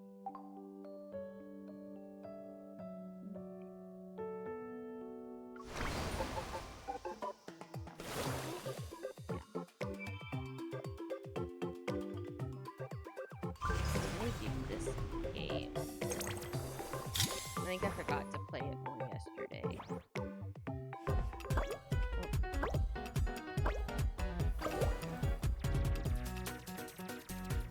Take them out in one fell swoop.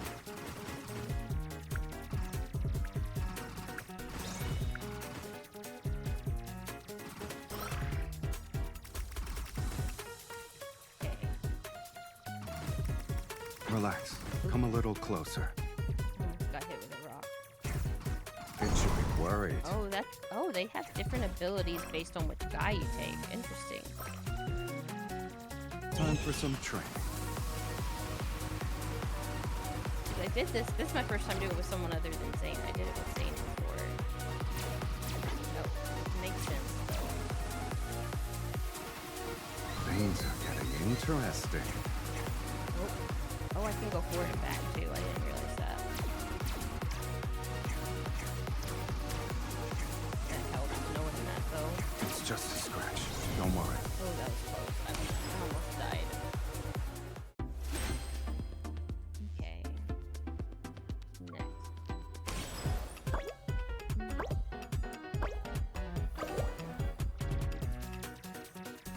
Take them out in one fell swoop.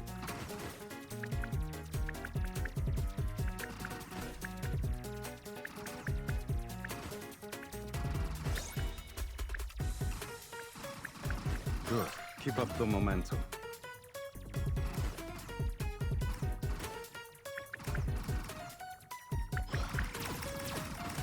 This can hardly keep up the momentum. Treasures. Time for some training. I admire your confident attitude. No, I think I was too far back. It's just a scratch. Don't worry.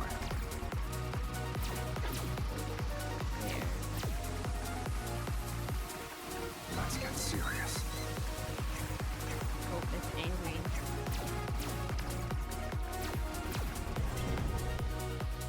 There we go.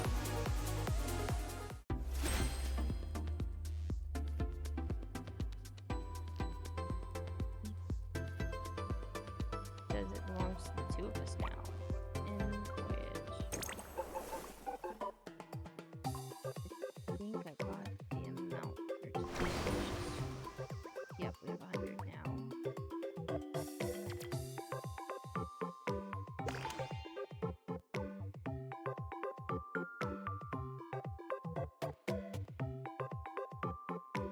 Can't feed this little bird.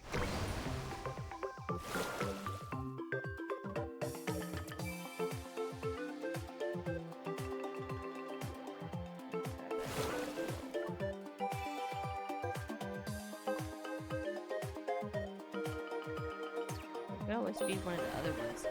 I don't think it's been long enough to feed this one. Nope. 20 hours to feed that one. Okay, oops. Oops, go back. I can feed Caleb. There we go.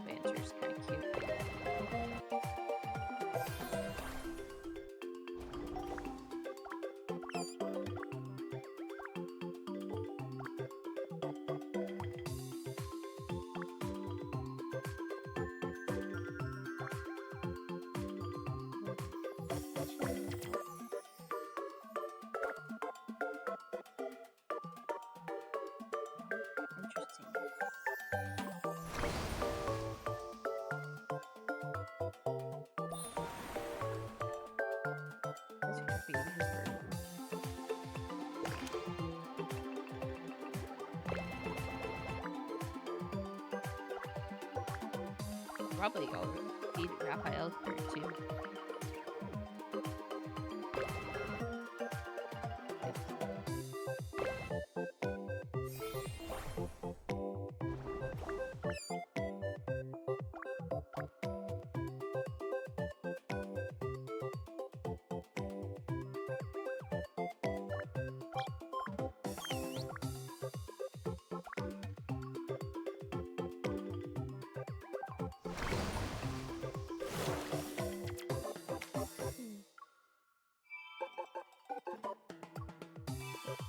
So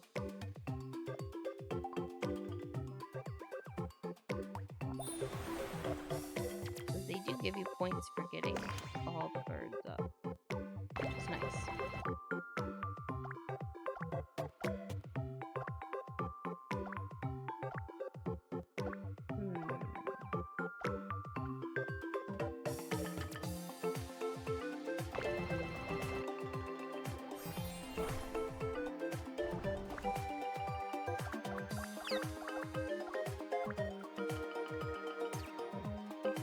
All the baby birdies have been fed. To here. Name. Those.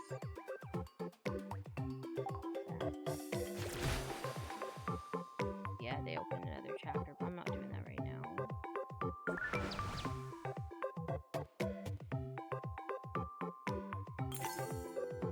Here. Ooh, I have enough to get this now.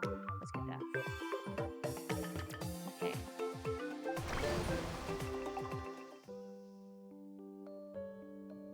Probably just has something I learned about him. Yep.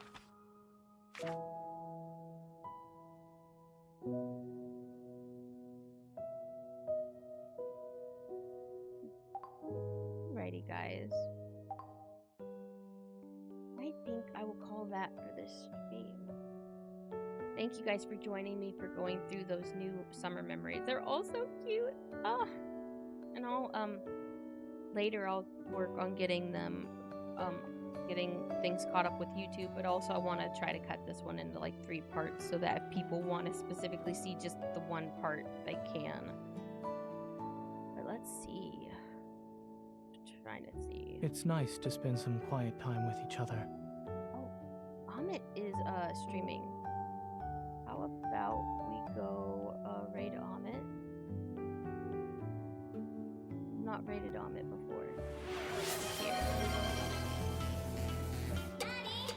Let's prepare.